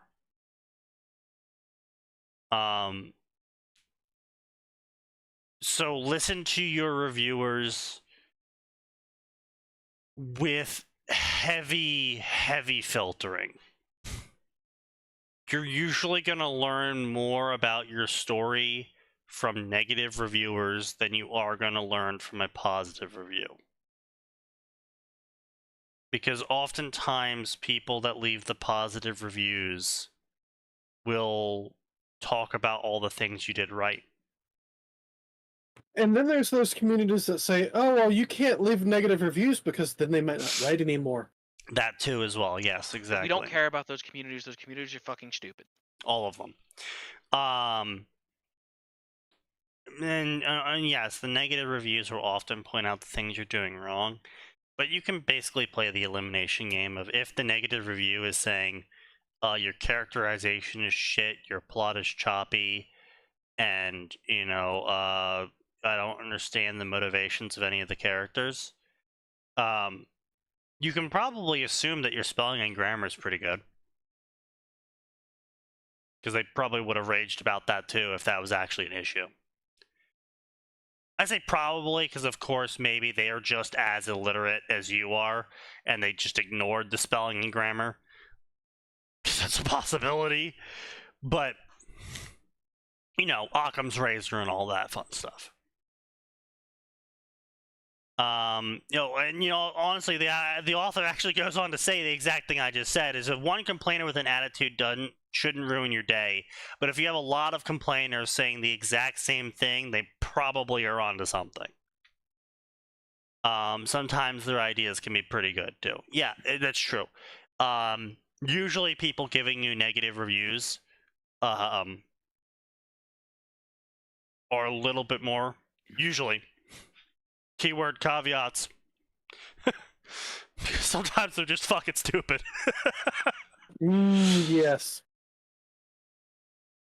Usually, the people giving you a negative review will point out obvious things that you didn't quite think of simply because different viewpoints, different experiences, different things you focus on. Finally, don't be afraid to take risks if you feel strongly about them in your story. Yeah, exactly. For example, one of the big rules in the How to Train Your Dragon fandom is that Hiccup ships with Astrid and no one else. Well, I mean, not just for the How to Train Your Dragon fandom. I mean, Naruto with Hinata, certain characters. I mean, you tend to have a trend of people saying that the canon ship is the best ship, and that's not from a lack of creativity or anything. That's because the pairing got the most airtime, which then in people's minds became the most legitimate because look at all of their chemistry together. And it's like, well, yes, that's because you literally saw all of their chemistry together. So, because people are, animals, they just see all of the evidence of these two characters getting together and go, oh, well, obviously they're the best pairing then. Well, it's like, yes, because you don't have any evidence for any other pairing. And the evidence you do have is obviously going to be far less significant. So combine that with fans being fans, and you're going to have a lot of people trying to enforce certain writing themes in various sections, like canon relationships. Many readers won't even touch a story if it pairs him with another girl. Yeah. Because again, a lot of people view it as the official relationship and the most legitimate. But I had an idea for pairing him with an OC, and I couldn't get it out of my head, so I wrote it and posted it just to see what happened. To my astonishment, it became my second most popular story. It also spawned 2 alternative endings and a sequel to it. On the other hand, I've written stories that were total flops in terms of view count, but I'm still glad I wrote them. I still think it's a good story. At the end of the day, it's not about view count, it's about telling the story. I write for the joy of writing. If my work gets views or reviews, it's great, but it's never the real purpose. Yeah, totally. And I think it should be said that you can make any pairing, any plot element in a story work if you do it right. I mean, it's like a duh moment, but you'd be surprised. Coral Aran wrote a John coffee shop story. It should be like, well, that's kind of stupid. It's like, well, yeah, but he wrote a John coffee shop story where John actually dropped out of Hunter School, and it was still canon Ruby, and nothing changed. It was just John was now in Vale running a coffee shop instead of being at the Huntsman Academy. It wasn't a coffee shop AU where everything magically changed, but all the characters were somehow the same and in somewhat semi-equivalent jobs as to they would be in the real world versus their fantasy counterparts. Basically, my point is that he made a coffee shop AU work because he worked within the framework of Ruby, not because he fought it tooth and nail to make the coffee shop exist. And the same thing can go for alternative pairings, the same thing can go for massive plot twists, the same thing can go for reinterpretations of canon characters that people know a lot of information about. If you preempt those sorts of changes, or you explain those sorts of changes as you go throughout the story, then you absolutely can convince people that what you're doing is legitimate. It's just you need to not try and ram it down their throat, and you need to actually fucking explain it, which are two things very hard for a fanfiction author to grasp. I was gonna say impossible challenge. And yes, not everything is about views, and however, a lot of people do get discouraged if their story doesn't get a lot of clicks, and that does drive them to make some very stupid decisions, like trying to post a fucking Tanya story in the Naruto section with basically nothing changed beyond using Naruto as a name, just so you can say it's a Naruto story so more people would fucking click on it. Or using Naruto as a flesh dropping to coat your original story in just so more people will click on it, because in actuality your original story is fucking dog shit and you secretly subconsciously know that, which is why you draped it in the Naruto cloth in the first place. So if you want to write a story for a section that has 3 whole stories, just do it knowing you're only going to get maybe 4 people looking at it. And if you want to write it, write it. I'm not going to tell you how to do, spend your time on your hobby. But if you, write a story with 10 million words and the entire premise is nothing to do with Naruto and doesn't have the Naruto characters in it besides their names and their looks, and doesn't really use the Naruto power set or the Naruto plot or the Naruto world, then yeah, Then am it's gonna Naruto name only. Yeah, Naruto in name only, and I'm gonna fucking shit on you for it. I'm just gonna make your own fucking original story at that point. Yeah, you are actually wasting your time then, because you're not writing something original, which you just spent the time to write 10 million words of. You wrote 10 million words of you pretending to be a Naruto story, when you could have spent that time writing 10 million words of an actual published book at that point. So yeah, I will shit on you for that. But if you just want to write in a section you're passionate about because you're passionate about it, that's something completely different. But otherwise, author, very based overall. A little bit cringe on the sections he writes for. I mean, for someone who is, probably older than me in reality, My Little Pony is... There is an age limit on those things. I'm just trying to say, you can watch a SpongeBob episode at 35 and no one will really look at you weird.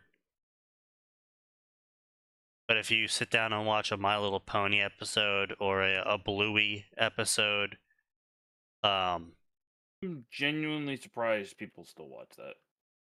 Oh, I mean, if you're watching it with your kid, that's one thing. If you're watching it for yourself, that is an entirely different that's animal. what I'm saying. You alone in a room watching My Little Pony at the age of 35, it's kind of one of those, like, you do you, but what you're doing is really fucking weird. Oh no, I get it. I was just like, Yeah. And going on to write fanfic about it is even weirder, to be honest. And, it's one thing if you want to watch My Little Pony at the age of 35 alone in your room. But then to go on and write a story about training your ponies.